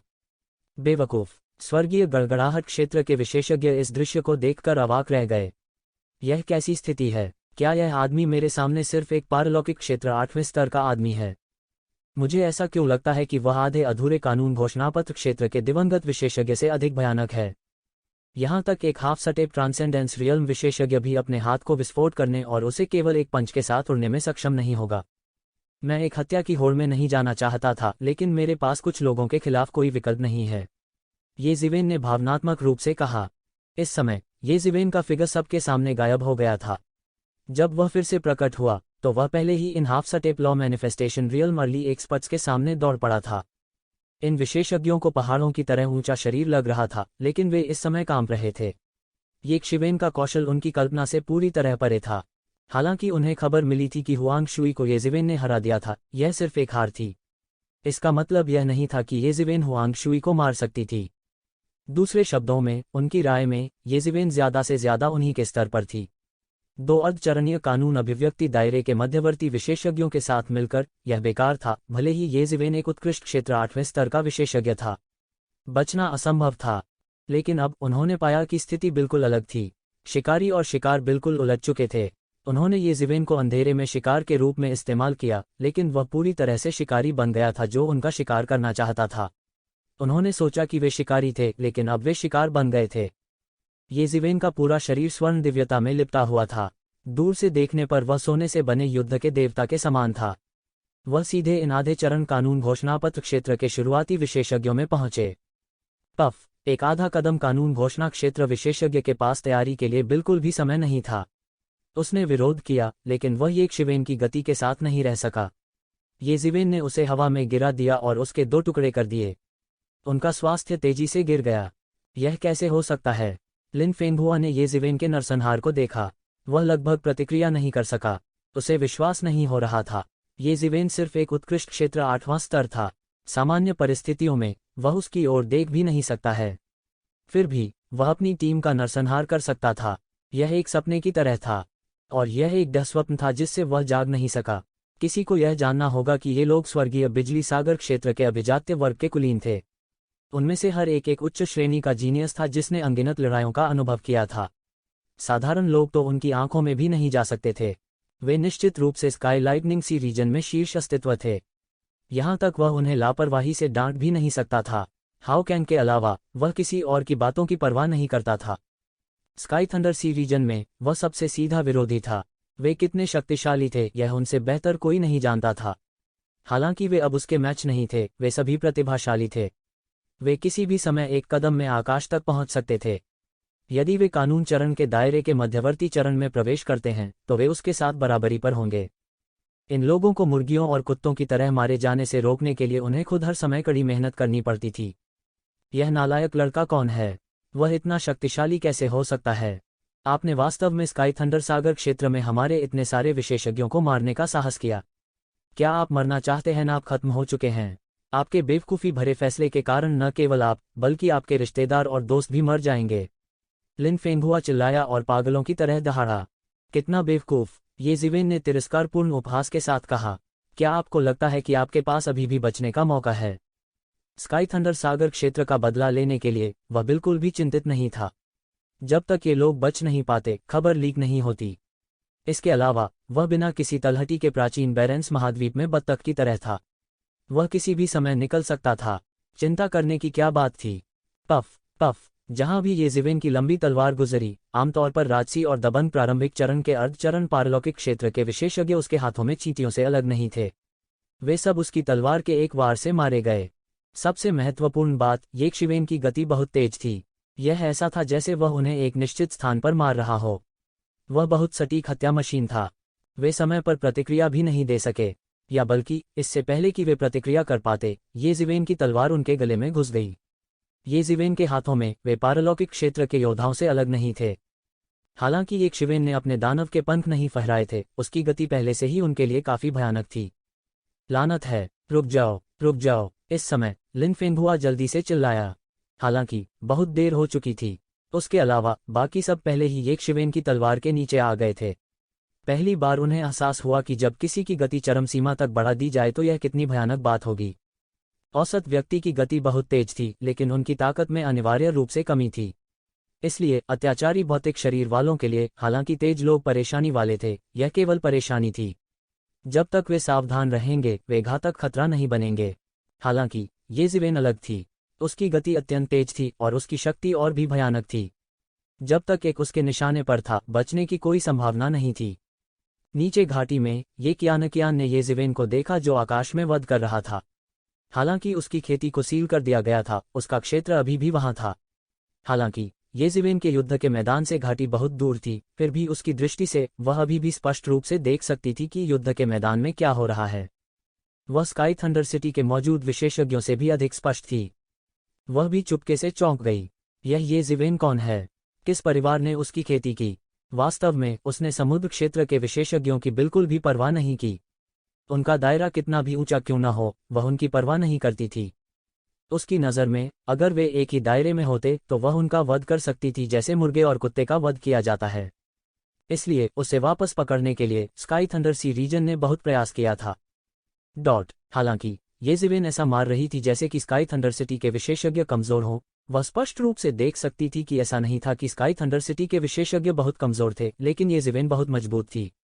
यहाँ तक कानून के प्रकटीकरण के लिए एक साधारण आधा कदम बाद के चरण के विशेषज्ञ इन आधे कदम कानून के प्रकटीकरण के दायरे के देर के चरणों के विशेषज्ञों को इतनी आसानी से नहीं मार सकते थे, क्योंकि उनके पास येजिवेन की गति और ताकत नहीं थी। इन सभी ने निर्धारित किया कि येजिवेन उसी क्षेत्र में अजेय थी। वह उन लोगों को भी मार सकता था जो ऊंचे दायरे में थे।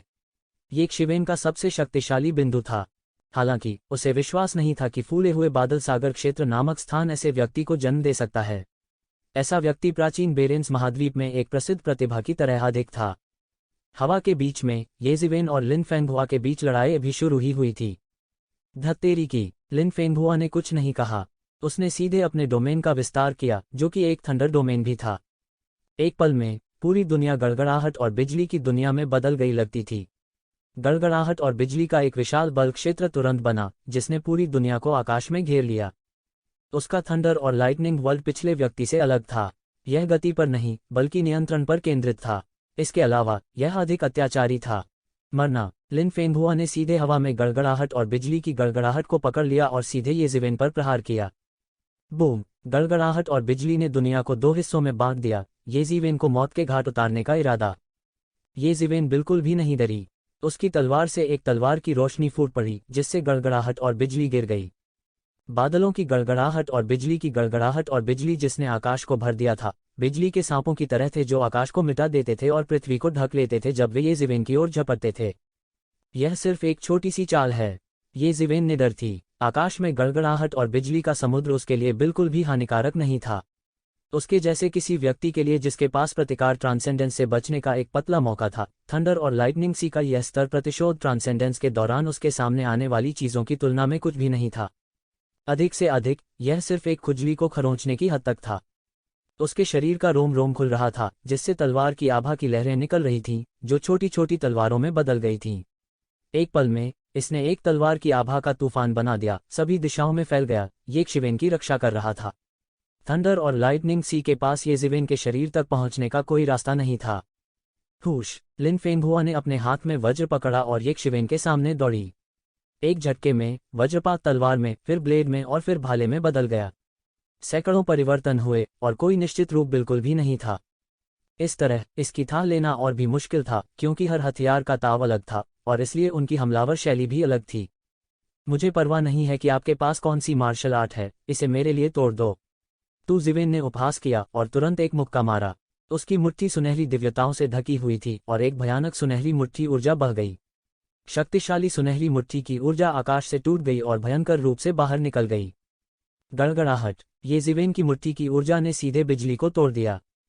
इसके तुरंत बाद सुनहरी मुट्ठी की ऊर्जा तुरंत एक सुनहरे देवता में बदल गई और सीधे एक और मुक्का मारा। बूम। लिन फेंगहुआ द्वारा स्थापित किए गए सभी बचाव भी एक पल में बिखर गए। उनका थंडर और लाइटनिंग डोमेन भी एक पल में फट गया। टकराना। मुट्ठी की ऊर्जा उसके शरीर पर गिरी और उसका शरीर सीधे उड़ गया। अंत में वह मदद नहीं कर सका और मौके पर मुंह भर खून थूक दिया। बूम। उसका शरीर सीधे एक पहाड़ में दुर्घटनाग्रस्त हो गया, सीधे विशाल पहाड़ को नष्ट कर दिया और उसका शरीर सीधे फ्रैक्चर के बिंदु पर गिर गया। इस आघात ने स्पष्ट रूप से उन्हें सीधे तौर पर घायल कर दिया। लड़ाई की शुरुआत में येजिवेन द्वारा लिन फेंगहुआ को गंभीर रूप से घायल कर दिया गया था। उसने जो कल्पना की थी वह उससे बिल्कुल अलग था। दूसरे शब्दों में, जब येजिवेन हुआंग शुई के साथ काम कर रहा था तो उसने अपनी पूरी ताकत का इस्तेमाल नहीं किया, इसलिए लिन फेंगहुआ ने उसे कुछ हद तक कम करके आंका। लिन फेंगहुआ ने सोचा कि वह येजिवेन से निपट सकता है, इसलिए वह जल्दबाजी में लोगों को यहां ले आया। लेकिन फिर भी वह अभी भी कई अर्धचरणीय कानून प्रकटीकरण क्षेत्र विशेषज्ञों को लाया। इस सोच को लापरवाह और सावधानीपूर्वक नहीं कहा जा सकता था। हालांकि उसने शुरू से ही येशिवेन की ताकत को गलत बताया। इस गलत अनुमान के आधार पर वह कितना भी सावधान क्यों न हो, व्यर्थ था, क्योंकि वह मौलिक रूप से गलत था। बहुत से लोग जो येशिवेन के साथ लड़े थे, उन्हें कमोबेश उससे बड़ा नुकसान उठाना पड़ा था। इससे कोई फर्क नहीं पड़ता कि उन्होंने येशिवेन की ताकत को कितना अधिक आंका था। जब वे अंततः लड़े तो उन्होंने पाया कि येशिवेन उनकी कल्पना से अधिक मजबूत लग रही थी। अंत में उन्हें अक्सर एक बड़ा नुकसान उठाना पड़ा और येशिवेन के हाथों मर गए। लिन फेंगहुआ के पास अब उसका पिछला शालीन आचरण नहीं था। उसे येशिवेन ने एक हताश स्थिति में धकेल दिया था। उसके लिए पीछे हटने की कोई जगह नहीं थी। उसकी गर्जना के साथ साथ वे वज्र और बिजली तुरंत बिजली के सांप की तरह उसके शरीर में कूद पड़े।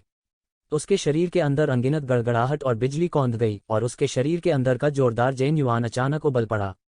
हालांकि येशिवेन द्वारा उसे गंभीर रूप से घायल कर दिया गया था, लेकिन उसके शरीर के अंदर जेन युआन का अधिक सेवन नहीं किया गया था।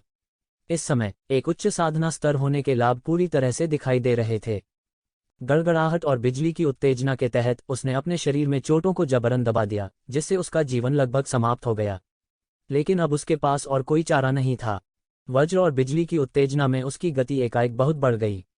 उसने अपने हाथ में एक गड़गड़ाहट और बिजली पकड़ी और सीधे येशिवेन की ओर दौड़ा। उसके हाथ की एक लहर के साथ गड़गड़ाहट का एक घना जाल बन जाएगा और येशिवेन को ढक लेगा।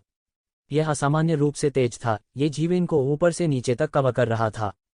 गड़गड़ाहट और बिजली की उत्तेजना के तहत लिन फेंगहुआ की ताकत वास्तव में येशिवेन के स्तर के करीब थी। किसी को भी यह जानना होगा कि येशिवेन की वर्तमान युद्ध शक्ति शायद half step of age realm intermediate stage के शिखर के करीब थी। यहां तक अगर वह एक आधे कदम कानून चरण दायरे के मध्यवर्ती चरण के विशेषज्ञ को नहीं हरा सकता था, तब भी उसे पूरा विश्वास था कि वह सकुशल बच जाएगा। लिन फेंगहुआ को केवल आधे चरण के कानून के दायरे के मध्य चरण में एक साधारण विशेषज्ञ माना जा सकता है। उसकी शक्ति में वृद्धि विशेष रूप से स्पष्ट थी। भले ही उसने अपनी जीवन शक्ति को ओवरड्राफ्ट किया हो, फिर भी यह चौंकाने वाला था। थंडर तकनीक मेरे सामने, ये सिर्फ महत्वहीन चालें हैं। मैं आपको अपना डोमेन दिखाता हूं। येशिवेन ने उपहास किया। उसने अचानक अपने पैर पर मुहर लगाए और ऊर्जा तरंगों का एक चक्र बह गया। अचानक बिजली चमकी और आकाश में गड़गड़ाहट हुई। फिर हवा में अनगिनत गड़गड़ाहट और बिजली की चमक दिखाई दी। इसके अलावा अनगिनत हवा ने सीटी दी। यह येशिवेन का तुरुप का इक्का था। वह सामान्य परिस्थितियों में शायद ही कभी इसका इस्तेमाल करेगा। वह इसे केवल सबसे महत्वपूर्ण क्षण में उपयोग करेगा। लेकिन अब वह और देर नहीं करना चाहता था। वह लड़ाई को जल्दी खत्म करना चाहता था और लिन फेंगहुआ को हराना चाहता था। यह है। लिन फेंगहुआ थोड़ा स्तब्ध था। यह वास्तव में हवा और गड़गड़ाहट की शक्ति का क्षेत्र था। इसके अलावा गड़गड़ाहट तकनीक की खेती के संदर्भ में ऐसा लग रहा था कि येशिवेन वास्तव में उससे अधिक शक्तिशाली था। येशिवेन द्वारा अपना डोमेन छोड़ने के बाद यह तुरंत लिन फेंगहुआ के डोमेन से टकरा गया। हालांकि लिन फेंगहुआ के डोमेन को पूरी तरह से नष्ट करने का कोई तरीका नहीं था। कम से कम येशिवेन लिन फेंगहुआ के डोमेन से प्रभावित नहीं होंगे यदि वह अपने स्वयं के डोमेन में खड़ा होता। येशिवेन की ताकत में एक स्पष्ट सुधार दिखाई दिया। दूसरे शब्दों में, येशिवेन की ताकत जो पहले डोमेन द्वारा दबा दी गई थी, अचानक फट गई। केवल एक डोमेन ही एक डोमेन का विरोध कर सकता है। यहां तक अगर ये सिर्फ नकली डोमेन थे, तो यह बिल्कुल भी डोमेन न होने की तुलना में बहुत अधिक अत्याचारी था। येशिवेन ने अपना हाथ उठाया और हवा और गड़गड़ाहट की शक्ति शानदार ढंग से एकत्र हुई। ऐसा लग रहा था जैसे उन्हें किसी प्रकार की आज्ञा मिली हो और वे हवा और गड़गड़ाहट की एक लंबी नदी में तब्दील हो गए हों। पूरी दुनिया गुलजार और विकृत लग रही थी। बस हवा और गर्जना की शक्ति की यह लंबी नदी सीधे बह गई और लिन फेंगहुआ के डोमेन पर हमला कर दिया। लिन फेंगहुआ के डोमेन में गड़गड़ाहट की शक्ति के पास न केवल हवा और गरज की शक्ति की येशिवेन की लंबी नदी के हमले को रोकने का कोई रास्ता नहीं था, बल्कि यह भी अवशोषित हो गया था और हवा की शक्ति की लंबी नदी के एक हिस्से में बदल गया था और गड़गड़ाहट, बूम बूम बूम, हवा और गरज की शक्ति की लंबी नदी डोमेन में टूट गई। हर छोटी दूरी पर रक्षा की एक परत थी।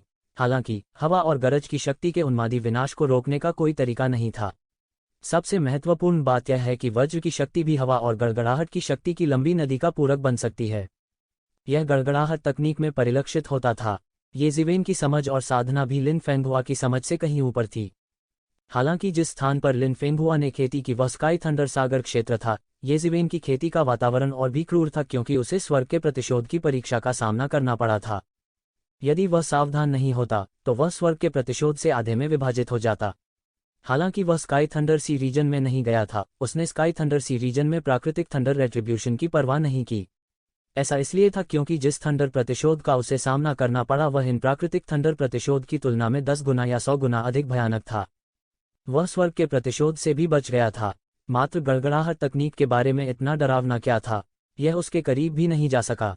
यदि यह इस तथ्य के कारण नहीं होता कि वह स्काई थंडर सिटी में ध्यान आकर्षित नहीं करना चाहता था, तो हुआंग शुई ने उसके लिए कोई समस्या पैदा नहीं की होती। गड़गड़ाहट की लंबी नदी जिसे ये जिवेन ने उड़ाया, उसने लिन फेंगहुआ के सभी गढ़ों को तोड़ दिया। यह तथाकथित दमनकारी शक्ति थी। ये जिवेन बुरी तरह से नीचे गिर गई। धत्तेरी की, लिन फेंगहुआ ने अपने दांत पीस लिए और शाप दिया। उसने अनगिनत गड़गड़ाहट और बिजली को संघनित किया और एक और मुक्का मारा। यह वज्र और बिजली की लंबी नदी से टकरा गया। वो जबरन येक शिवेन के हमले को झेलना चाहती थी। टकराना, जोरदार धमाका हुआ। लिन फेंगहुआ बार बार पीछे हट गया। उसके शरीर पर गड़गड़ाहट के अनगिनत नाग लगभग चूर चूर हो गए थे। फिर उसने मुंह से खून उगल दिया। अभी अभी हुई हिंसक टक्कर ने सीधे तौर पर उसे अपनी चोट को दबाने में असमर्थ बना दिया था और वह सीधे पलट गई। लेकिन इस समय वह इतनी परवाह नहीं कर सकता था। उसकी अभिव्यक्ति भद्दी थी और उसने अपने होठों पर खून के धब्बे चबाए। उसके शरीर पर गड़गड़ाहट और बिजली की शक्ति ने कई गड़गड़ाहट और बिजली के ड्रैगन को एक साथ गर्जना और घुमाते हुए एक विशाल तूफान का रूप ले लिया। फिर वो येक शिवेन की ओर तेजी से दौड़ा। विश्व में असंख्य दाव, रूढ़िवादी थंडर तकनीक। एक दहाड़ के साथ उसका पूरा शरीर मानो अचानक फट गया हो। उसके शरीर के भीतर केवल अनगिनत कड़कड़ाहट वाले वज्रपात शेष थे। पता नहीं कैसे वज्रपात से उसका पूरा शरीर छिन्न भिन्न हो गया था, लेकिन यह और भी भयानक हो गया था। बूम! उसने लापरवाही से एक मुक्का मारा और गड़गड़ाहट और बिजली ने दुनिया को घेर लिया। आसपास का अनगिनत रक्त क्यों वाष्पित हो गया। यहां तक अंतरिक्ष भी पागलों की तरह विकृत हो गया, जिससे लहरों का घेरा बन गया। अनगिनत गड़गड़ाहट वाले सांपों ने बेतहाशा नृत्य किया, आकाश को रोशन किया जैसे कि यह दिन का समय हो। वज्र सर्पों की गड़गड़ाहट ने तुरंत इस दुनिया में अनंत रक्त के रंग को निकाल दिया और अचानक पूरी दुनिया को ढक लिया। वह सचमुच क्रोधित था। उसी समय वह जीवित रहना चाहता था, भले ही वह इस वजह से गंभीर रूप से घायल हो जाए। यह येक शिवेन द्वारा मारे जाने से बेहतर था। साथ ही उनके दिल में एक तरह का जुनून भी था। उसने इतना भयानक पारलौकिक क्षेत्र विशेषज्ञ कभी नहीं देखा था। यहाँ तक उनके जैसा आधा अधूरा कानून अभिव्यक्ति इंटरमीडिएट विशेषज्ञ भी ये जिवेन का विरोधी नहीं था।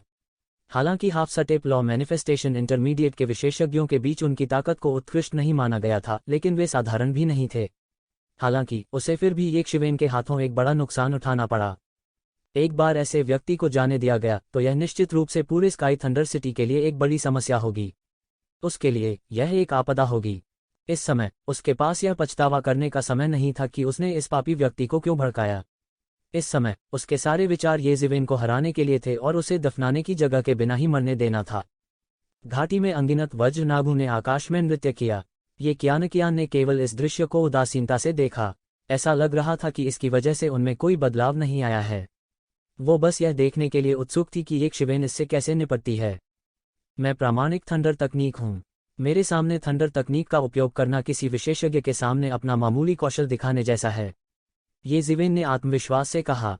लाइटनिंग विंग्स को अपने चरम पर पहुंचाने के लिए थंडर तकनीक की उनकी समझ को हर किसी की कल्पना से परे कहा जा सकता है। हालांकि लाइटनिंग विंग्स दानव विंग्स की खेती के स्तर का केवल एक हिस्सा थे, यह तथ्य कि इसे दानव विंग्स में शामिल किया जा सकता है ने दिखाया कि लाइटनिंग विंग्स की खेती करना कितना मुश्किल था। हालांकि उसने अभी भी लाइटनिंग विंग्स के शिखर पर सफलतापूर्वक कदम रखा था। लाइटनिंग तकनीक में उनकी उपलब्धियों की कल्पना की जा सकती है। इस समय खुद को प्रामाणिक वज्र तकनीक कहना गलत नहीं था। उसने लापरवाही से एक मुट्ठी गड़गड़ाहट और बिजली पकड़ ली। हवा और बिजली की शक्ति के अपने क्षेत्र में सभी हवा और बिजली की शक्ति का प्रभुत्व था। यह ऐसा था जैसे उसका पूरा शरीर इन गड़गड़ाहट और बिजली में एकीकृत हो गया हो। अचानक हवा और बिजली के पंखों का एक जोड़ा उसके पीछे दिखाई दिया और फड़फड़ाया। बूम! अंतहीन शक्ति का प्रकोप हुआ और हवा और बिजली की शक्ति ने लिन फेंगहुआ के शरीर पर प्रहार किया। पुची! लिन फेंगहुआ अचानक चिल्लाया और मुंह से खून निकला। येक शिवेन द्वारा उसे फिर से गंभीर रूप से घायल कर दिया गया था। इस बार वह अपने शरीर पर लगी चोटों को दबा नहीं सका। लिन फेंगहुआ, वह औरत कहाँ है? अचानक आसमान से एक हिंसक गर्जना सुनाई दी। हाओकांग! ये जिवेन के दिमाग में अचानक यह नाम आया। हालांकि उनका आंदोलन धीमा नहीं था।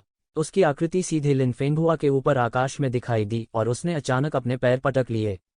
टकराना! ये जिवेन की भयानक शक्ति लिन फेंगहुआ के शरीर पर लगी और उसका शरीर हवा में दो हिस्सों में कुचल गया। तुम कौन हो? तुमने वास्तव में लिन फेंगहुआ को मार डाला। फिर ये जिवेन के शरीर से खून की एक किरण निकली और एक पल में सभी लाशों को बहा ले गई। तुम कौन हो? लिन फेंगहुआ को मारने की तुम्हारी हिम्मत कैसे हुई? वह निर्मम आवाज अचानक दूर नहीं दिखाई दी और उसके स्वर में विस्मय और क्रूरता का तड़का था। ये जिवेन ने ऊपर देखा और एक अत्याचारी आभा को दूर से आते देखा और तुरंत दौड़ पड़े। यह शख्स करीब 27 या 28 साल का था। उनकी गोरी त्वचा थी, लेकिन उनके चेहरे पर कुछ उग्र रूप था। वह अविश्वास में लग रहा था, लेकिन उसके चेहरे पर कुछ हद तक जानलेवा भी था। उसके शरीर में एक तरह की शक्ति थी जिसे ये शिवेन भी भयानक महसूस कर रहा था। यह अथाह था। हालांकि उन्होंने half step of age late stage में प्रवेश नहीं किया था, लेकिन वे औसत half step of age middle stage के विशेषज्ञों से कहीं ज्यादा मजबूत थे। यह भी कहा जा सकता है कि वह 8 या 10 विशेषज्ञों को आसानी से मार सकता था, जिन्होंने अभी अभी half step of age middle stage में प्रवेश किया था, जिसे ये जिवेन ने पहले मार दिया था। इससे अंदाजा लगाया जा सकता था कि यह शख्स कितना भयानक था। ये जिवेन के दिमाग में केवल एक ही नाम था और वह था हाओकांग। केवल हाओकांग ने उपरोक्त शर्तों को पूरा किया। हाओकांग, ये जिवेन ने उस व्यक्ति की पहचान बताई। यह सही है, मैं हाओकांग हूँ। तुम कौन हो? हाओकांग ने ये शिवेन को उदासीनता से देखा। उसका शरीर स्थिर हो गया और उसके चेहरे पर हल्का सा झटका गायब हो गया। उसकी आभा पहाड़ की तरह स्थिर और असामान्य रूप से भयानक थी। जहां तक फेंगहुआ की बात है, जिसे अभी अभी ये जिवेन ने मार डाला था, उसे उसमें कोई दिलचस्पी नहीं दिख रही थी। ये जिवेन ने छुपाया नहीं और उदासीनता से कहा, आप काफी बहादुर हैं। क्या आप जानते हैं कि जिन लोगों को आपने मारा है वे स्काई थंडर सागर क्षेत्र के अधिपति को पृथ्वी के छोर तक आपका पीछा करने के लिए पर्याप्त हैं? हाओकांग ने उपहास किया। आप कोशिश कर सकते हैं। आपको मुझे खोजने में सक्षम होना होगा, ये जिवेन ने उदासीनता से कहा। ब्लड वर्ल्ड में बहुत अधिक समुद्री क्षेत्र थे, अन्यथा इसे अंतहीन समुद्री क्षेत्र कैसे कहा जा सकता है? उत्तर, दक्षिण, पूर्व और पश्चिम समुद्र में अनगिनत समुद्री क्षेत्र थे। उनमें अनगिनत विशेषज्ञ थे। यहाँ तक अगर वे उसे बदला लेने के लिए ढूंढना चाहते थे तो उन्हें यह पता लगाने में सक्षम होना था कि वह कहाँ से आया है। इसके अलावा क्या वे यह भी पता लगा सकते थे कि वह ट्रू मार्शल डोमेन में कहाँ था? इसलिए ये जिवेन बिल्कुल भी नहीं डरी। आपके पास एक बड़ा स्वभाव और निर्मम तरीके हैं। जब लिन फेंगहुआ को एक क्षण पहले मार दिया गया था तो हाओकांग ने अपने विस्मय को रोक लिया था। उसने बस ठंडी दृष्टि से ये शिवेन को देखा। ये जिवेन अपने दिल में कुछ चकित था, क्योंकि यह हाओकांग उस धारणा से पूरी तरह अलग था जो उसने सुनी थी। उसने जो जानकारी सुनी थी उसके अनुसार हाओकांग एक अत्यंत अत्याचारी व्यक्ति था। यहाँ तक पहले डिप्टी सिटी लॉर्ड लिन फेंगहुआ को भी उनके आदेशों की अवज्ञा करना मुश्किल लगा। स्काई लाइटनिंग सी रीजन में वह अत्याचारी होने के लिए प्रसिद्ध था। हालांकि अब ऐसा लगता है कि हाओकांग अभी भी अत्याचारी हो सकता है। अत्याचारी उसका वर्णन करने के लिए सही शब्द था, लेकिन यह सिर्फ अत्याचारी होने से बहुत दूर था। आपने लंबे समय से इसकी योजना बनाई होगी, उन बेवकूफ़ों को लुभाया और फिर उन सभी को एक झटके में पकड़ लिया। यह तरीका बुरा नहीं है, मैं इसकी बहुत प्रशंसा करता हूँ, हाओकांग ने कहा। आप बता सकते हैं, ये सिर्फ छोटी छोटी तरकीबें हैं, ये जिवेन ने कहा। छोटी चाल, हाहा, इन बेवकूफ़ों को आपकी छोटी सी चाल से मूर्ख बनाया गया था। आपने उन्हें लुभाने के लिए उस महिला को खोने के उनके डर का इस्तेमाल किया और फिर उन्हें एक झटके में पकड़ लिया। टीएस, मुझे नहीं पता कि कैसे टिप्पणी करें इस पर, हाओकांग ने कहा। ऐसा लगता है कि उसका फिगर बिल्कुल भी नहीं बदला था, लेकिन प्राकृतिक दबाव पहले ही एक शिवेन पर आ चुका था। वह पहले से ही आधा कदम कानून चरण देर चरण में प्रवेश करने वाला था। ये शिवेन ने चुपके से अपने दिल में फैसला कर लिया। सतह पर उसने इसे नहीं दिखाया, लेकिन अपने दिल में उसने जानकारी का विश्लेषण करना शुरू कर दिया। पहले प्राप्त जानकारी के अनुसार हाओकांग बंद दरवाजे के प्रशिक्षण में था, half step of age late stage में तोड़ने की कोशिश कर रहा था। हालांकि यह देखते हुए कि वह जल्दी बाहर आ गया था, वह जानता था कि उसका बंद दरवाजा प्रशिक्षण विफल हो जाना चाहिए था और उसने half step of age late stage में प्रवेश नहीं किया। इसलिए वह ये कियान को खोजने के लिए बहुत उत्सुक था, क्योंकि केवल ये कियान के मौलिकीन को प्राप्त करके ही वह संभवतः अर्ध चरण विधि चरण देर चरण में प्रवेश कर सकता था। कोई आश्चर्य नहीं कि वह अचानक यहाँ प्रकट हो गया। हालांकि यह इस वजह से भी था कि यह और भी परेशानी भरा लग रहा था। तुम लिन फेंगहुआ और अन्य का बदला लेना चाहती हो? ये जिवेन ने पूछा। मुझे उस आदमी का बदला लेने में कोई दिलचस्पी नहीं है। हालांकि वह अब मेरा अधीनस्थ है। स्काई थंडर सी रीजन में हम सबसे प्रत्यक्ष विरोधी भी हैं। अगर यह उन बुरे लोगों के लिए नहीं होता तो मैं पहले ही उन सभी का वध कर देता, हाओकांग ने उदासीनता से कहा। सब कुछ स्वाभाविक लग रहा था। यह भी संभव था कि लिन फेंगहुआ की ताकत और मूल्य के अलावा वह वास्तव में दूसरे समुद्री क्षेत्र के विशेषज्ञ के रूप में भरोसेमंद नहीं थे। उनके पास पूरी तरह से एक महत्वाकांक्षी और निर्दयी व्यक्ति का स्वभाव था। अब जब आप उन्हें मारने में मेरी मदद करते हैं तो यह बहुत अच्छा है। ये मुझे खुद ऐसा करने की परेशानी से बचाता है और मेरे पास उन बूढ़े लोगों को चकमा देने का एक कारण है। हाओ कांग ने व्यंग्य से कहा, मैं आपके तरीकों और षड्यंत्रों की प्रशंसा करता हूँ। मैं तुम्हें एक मौका दूंगा। जब तक तुम मेरे सामने समर्पण करते हो मैं तुम्हें लिन फेंगहुआ का पद संभालने दूंगा। स्काई थंडर सिटी में आप केवल एक व्यक्ति के नीचे और दसियों हजार के ऊपर एक अस्तित्व होंगे। ये शिवेन के चेहरे पर थोड़ी हिचकिचाहट थी। ऐसा लग रहा था जैसे वह हाओ कैंग के प्रस्ताव पर विचार कर रहा हो। वास्तव में वह चुपके से बचने का उपाय सोच रहा था। हाओ कैंग उसकी कल्पना से कहीं अधिक अत्याचारी था। ऐसे विरोधी के सामने साधारण तरीके बिल्कुल बेकार थे। ये जिवेन की हिचकिचाहट को देखते हुए हाओ कांग ने कहा, जब तक आप उस महिला को सौंपते हैं मैं आपको लिन फेंगहुआ और अन्य लोगों की आधी दौलत दे सकता हूं। हाओ कांग ऐसा लग रहा था जैसे वो ये जिवेन को सतह पर भर्ती करने की कोशिश कर रहा हो। हालांकि उसके दिल में हत्या का इरादा उमड़ रहा था। एक बार ये कियान को सौंपने के बाद वह ये जिवेन को मार डालेगा। उसकी नज़र में केवल ये कियान जो उसे सफलता दिलाने में मदद कर सकता था सबसे महत्वपूर्ण चीज थी। बाकी सब कुछ बस एक तुच्छ मामला था। ठीक इसी वजह से उसने ये शिवेन को नहीं मारा। अचानक ये शिवेन आखिरकार चली गई। उसने सीधे हवा और गरज की शक्ति के एक क्षेत्र को मिटा दिया और हाओ कांग को उसके भीतर घेर लिया। अचानक उसके हाथ में एक पृथ्वी क्रम वाली जादुई तलवार दिखाई दी। इसने आकाश में एक तलवार का फूल खींचा और तुरंत एक तलवार की आभा में बदल गया जिसने आकाश को भर दिया। यह हवा और गड़गड़ाहट की शक्ति में लिपटा हुआ था और तुरंत हाओ कांग के सामने झपट पड़ा। हाओ कांग का रंग बदल गया। उसे उम्मीद नहीं थी कि ये शिवेन वास्तव में हमला करेगी। दूसरे शब्दों में उसकी राय में ये शिवेन के बारे में सब कुछ उसके नियंत्रण में था। ये शिवेन पहले से ही उस पर जादू कर चुकी थी और कोई दुर्घटना नहीं होनी चाहिए।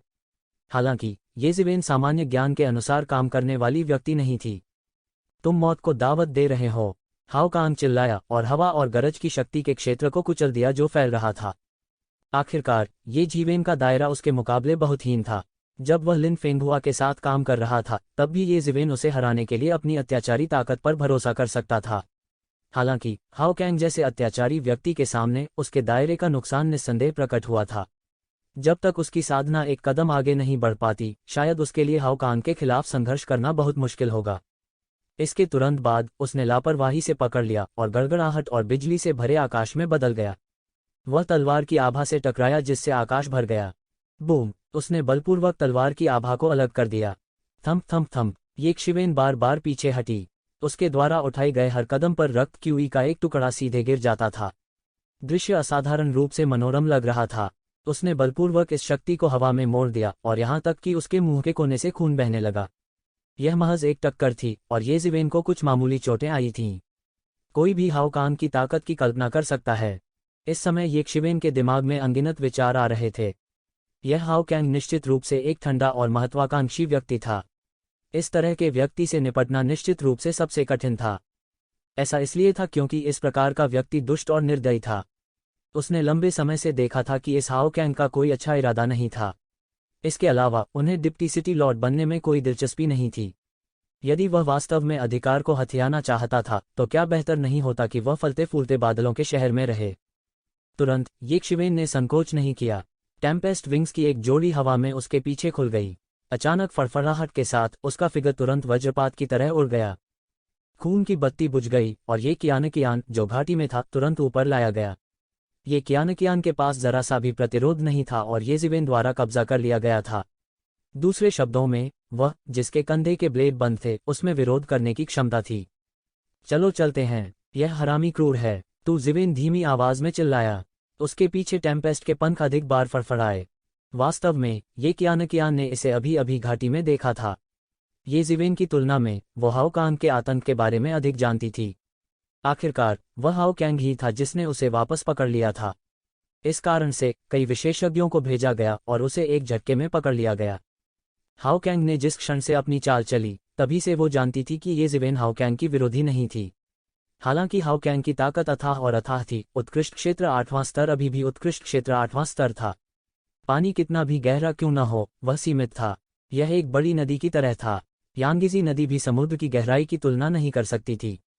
हाओ कांग की ताकत उस सीमा को पार कर गई थी जिससे एक शिवेन निपट सकते थे। अगर उसने अपने कंधे के ब्लेड पर चेन को खोल दिया तो हाओ कैंग से निपटने की उम्मीद अभी भी थी, अन्यथा वह केवल अपने जीवन के लिए भाग सकता था। हालांकि वह इस तथ्य के बारे में अधिक उत्सुक थी कि ये ज़िवेन की चपलता तकनीक स्पष्ट रूप से असाधारण थी। उसकी गति इतनी तेज थी कि उसके पास पकड़े जाने से पहले उसके पास प्रतिक्रिया करने का समय भी नहीं था। इस तरह की चपलता तकनीक उसकी छाप में स्वर्ग स्तर की चपलता तकनीकों की तुलना में बहुत तेज थी। हालांकि ये ज़िवेन की खेती अभी भी बहुत कम थी, ऐसा इसलिए था क्योंकि ये ज़िवेन की खेती अभी भी बहुत कम थी, अन्यथा आंदोलन की यह तकनीक निश्चित रूप से आश्चर्यजनक रूप से तेज होगी। आप छोड़ना चाहते हैं? हाओ कांग को ये ज़िवेन ने बरगलाया था। उसका हृदय क्रोध से जल रहा था। हालांकि उसे इस बात का एहसास नहीं था कि येशिवेन के इरादे बिल्कुल भी अच्छे नहीं थे। उसने येशिवेन को भर्ती करने के बारे में कभी नहीं सोचा था। वह केवल ये कियान के ठिकाने को धोखा देना चाहता था। लेकिन इस समय वह केवल येशिवेन द्वारा धोखा दिए जाने से गुस्से से भर गया था। उसने एक ही झटके में येशिवेन के अधिकार क्षेत्र को तहस नहस कर दिया और सीधे येशिवेन का पीछा किया। येशिवेन के टुकड़े टुकड़े करना चाहते थे। भयानक हमलों ने लगातार येशिवेन पर बमबारी की। बूम! हाओ कैंग सीधे असीम गड़गड़ाहट और बिजली की चपेट में आ गया और येशिवेन को सीधे निगल गया। ब्रह्मांड हिल गया और रक्त वाष्पीकृत हो गया। Half step law phase intermediate stage के शिखर की भयानक शक्ति इस समय पूरी तरह से प्रदर्शित हुई थी। हाओ कांग की ताकत उसके जैसे ही दायरे में खोजना मुश्किल था। इस तरह की स्थिति में अकेले रहने दे जहां उसने गुस्से में हमला किया। ये ज़िवेन का दायरा उसके मुकाबले बहुत कम था। येशिवेन के पीछे विंड और थंडर विंग्स की जोड़ी ने उसे पूरी तरह से अपने में लपेट लिया। शायद वह इन छिटपुट गड़गड़ाहट और बिजली के हमलों से डरता नहीं था, लेकिन अब ये कियान जो उसकी बाहों में थी उसने अपनी शक्ति पूरी तरह से खो दी थी। अगर वह इन गड़गड़ाहट और बिजली के हमलों से मारा गया था तो मौके पर मरने का जिक्र नहीं था। यह बहुत संभावना थी कि वह मौके पर ही गंभीर रूप से घायल हो जाएगी। Boom boom boom! गरज और बिजली की शक्ति उसकी हवा और गरज के पंखों पर फूट पड़ी। विशाल कंपन, यहां तक केंद्र में मौजूद ये ज़िवेन भी इसे महसूस कर सकते थे। अचानक उसे अत्यधिक खतरे का आभास हुआ, खतरे का आभास जो सीधे उसके दिल में उतर गया। बाहर इस समय हाओ कांग ने पहले ही अपनी पूरी ताकत से हमला कर दिया था। उसने एक मुक्का मारा और मुट्ठी की ऊर्जा एक भयानक गरजने वाले जानवर में परिवर्तित हो गई। गड़गड़ाहट और बिजली की शक्ति से थंडर बीस्ट पूरी तरह से घनीभूत हो गया था और यह ये ज़िवेन की ओर झपटा। येशिवेन को अचानक लगा कि इस समय आंख मूंद कर बचना बेकार है। वह तुरंत जोर से चिल्लाया और उसका पूरा शरीर युद्ध के स्वर्ण देवता की तरह तुरंत स्वर्ण देवत्व से आच्छादित हो गया। वह घूमा और एक मुक्का मारा और यह एक विशाल तारे में बदल गया जो नीचे गिर गया। रक्तलाल जमीन पर, सितारों से भरा आकाश नीचे गिर गया और दृश्य असामान्य रूप से विशाल था। बूम! एक भयानक टक्कर के परिणामस्वरूप असीम दिव्य प्रकाश का विस्फोट हुआ। सभी दिशाओं में प्रकाश की परतें और परतें लुढ़क गईं। एक भयानक शक्ति बह गई। हाओ कांग ये ज़िवेन की भयानक शक्ति से हिल गया था और कुछ कदम पीछे हटने के लिए मजबूर हो गया था। हालांकि ये ज़िवेन को भी उड़ते हुए भेजा गया था। उसके मुंह के कोने से अचानक खून के कुछ निशान बह निकले। वह स्पष्ट रूप से इस टकराव में एक नुकसानदेह स्थिति में आ गया था। वह अपने दिल में बेहद उदास था। यदि यह इस क्षेत्र के लिए नहीं था तो यह क्षेत्र। वह इतना उदास कैसे हो सकता है? उनके दिल में एक और जुनून था। उसे जल्दी से अपना दायरा बढ़ाना चाहिए, अन्यथा जब वह इतने ऊंचे दायरे और अत्याचारी व्यक्ति का सामना करेगा तो वह हमेशा नुकसान में रहेगा। बूम! एक राजसी शक्ति का विस्फोट हुआ और ये ज़िवेन को फिर से उड़ते हुए भेजा गया, मुंह भर खून थूकते हुए। आज तुम निश्चित रूप से मरोगे। हाओ कांग की आंखें बेहद ठंडी थीं, लेकिन वह येशिवेन की भयानक जीवन शक्ति से गुप्त रूप से हैरान था। किसी को पता होना चाहिए कि यह एक उच्च क्षेत्र का दमन था और ये ज़िवेन को पूरी तरह से दबा दिया गया था। वापस लड़ने की तो बात ही क्या, दूसरे उसकी एक चाल भी नहीं रोक सके। और ये प्रतिभाशाली थे। वह एक कदम के साथ शुरुआती चरण के आधे चरण वाले कानून चरण के दायरे में सामान्य विशेषज्ञों के एक समूह को मार सकता था। उस समय येशिवेन अलग थी। दायरे और ताकत के मामले में स्पष्ट रूप से ये ज़िवेन उसका मुकाबला नहीं कर सकती थी। हालांकि वह हमेशा अप्रत्याशित रूप से वापस लड़ने की क्षमता रखता था। हालांकि यह उनके लिए थोड़ी परेशानी ही थी, लेकिन इन परेशानियों से निपटने के लिए इतना ही काफ़ी था। ये ज़िवेन पूरी कोशिश नहीं कर सकता था क्योंकि उसे अभी भी ये कियान की देखभाल करनी थी जो उसकी बाहों में था। अन्यथा अगर वह पूरी कोशिश करता और मौत से लड़ता, भले ही वह हाओ कैंग के बराबर न होता, फिर भी वह उसे गंभीर रूप से घायल कर सकता था। वास्तव में हाओ कांग को घायल करना मुख्य मुद्दा नहीं था। मुख्य बात यह थी कि हाओ कैंग से कैसे छुटकारा पाया जाए। अगर हाओ कैंग उसका पीछा करना जारी रखता है तो येशिवेन के लिए उससे पीछा छुड़ाना आसान नहीं होगा। हालांकि दानव के पंख बहुत तेज थे, उसका क्षेत्र हाओ कैंग की तुलना में बहुत कम था। हाओ कैंग से छुटकारा पाना मुश्किल था।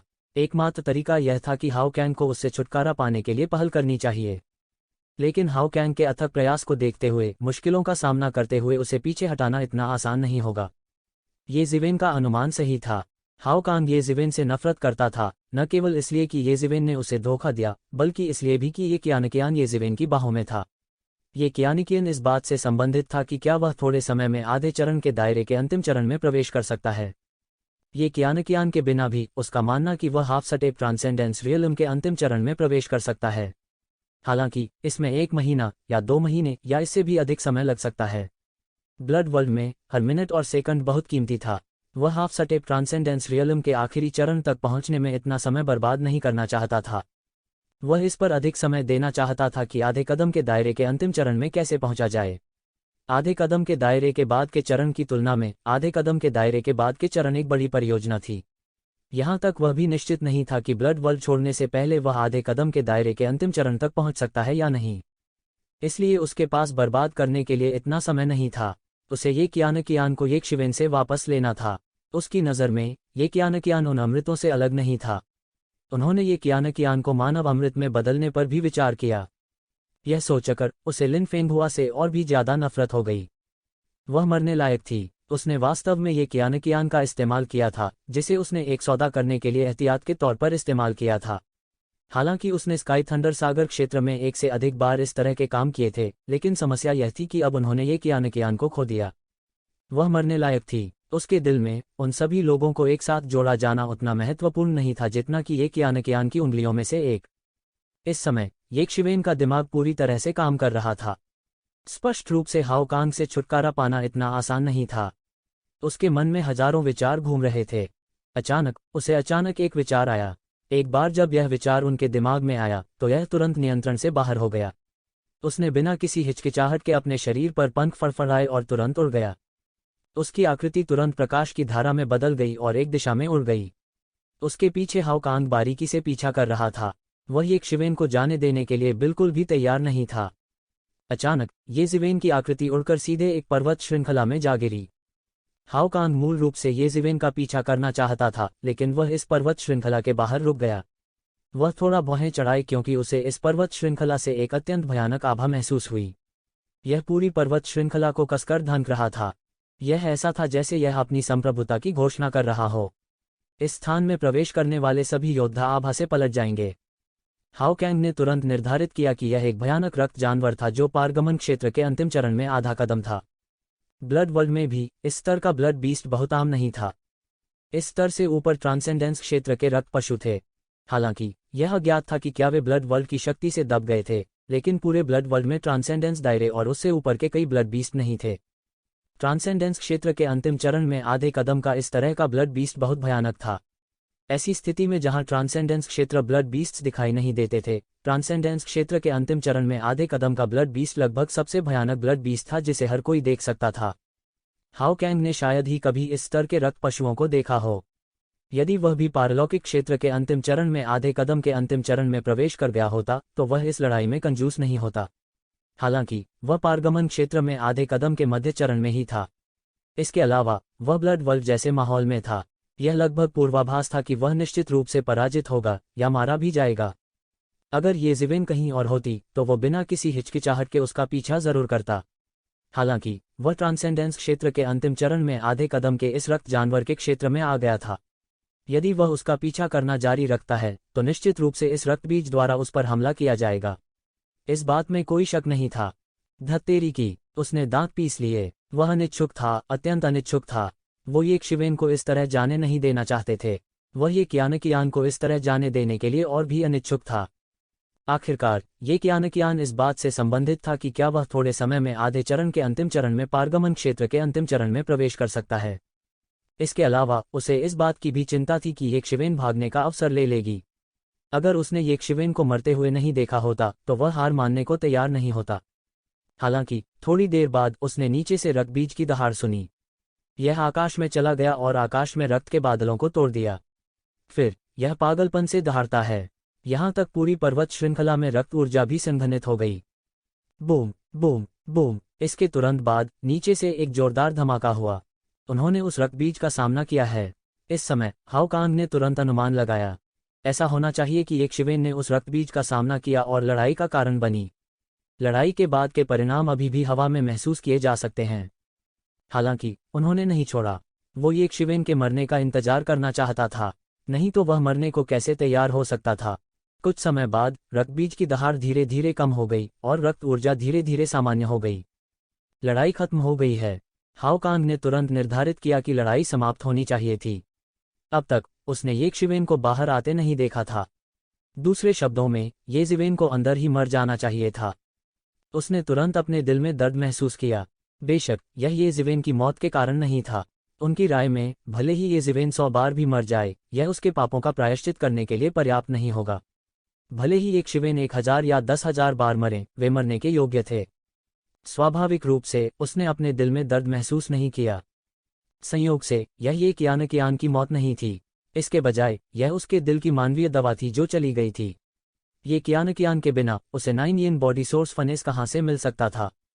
जब वह पहली बार ये कियान से मिला तो उसने तुरंत देखा कि उसके पास 9 येन बॉडी सोर्स फनेस है। इसलिए उसने तरीकों के बारे में सोचा और ये कियान को पकड़ने के लिए अपनी सारी जनशक्ति का इस्तेमाल किया। ऐसा इसलिए था ताकि भविष्य में एक दिन जब उसे अपनी खेती में एक अड़चन का सामना करना पड़े तो यह 9 येन बॉडी सोर्स फनेस उसे तोड़ने में मदद कर सके। उसने ये कियान को एक मानव चिकित्सा में परिष्कृत करने के बारे में भी सोचा ताकि उसे आधे चरण के बाद के चरण से पारगमन के दायरे के अंतिम चरण तक पहुंचने में मदद मिल सके। यदि वह वास्तव में इसे प्राप्त कर सकता है तो ये कियान की मानव औषधि इसके लायक होगी। उसने जो महान प्रयास किया वह इसके लायक होगा। धिक्कार है जानवर, तुमने मुझे इतना बड़ा नुकसान पहुंचाया है। मैं तुम्हें जाने नहीं दूंगा। समय आने पर मुझे तुम्हें जिंदा करना होगा, अन्यथा मैं अपने दिल में नफरत नहीं निकाल पाऊंगा। हाओ कांग पर्वत श्रृंखला पर जमकर नजर डाली। फिर वह अनिच्छा से घूमा और पर्वत श्रृंखला की सीमा से उड़ गया।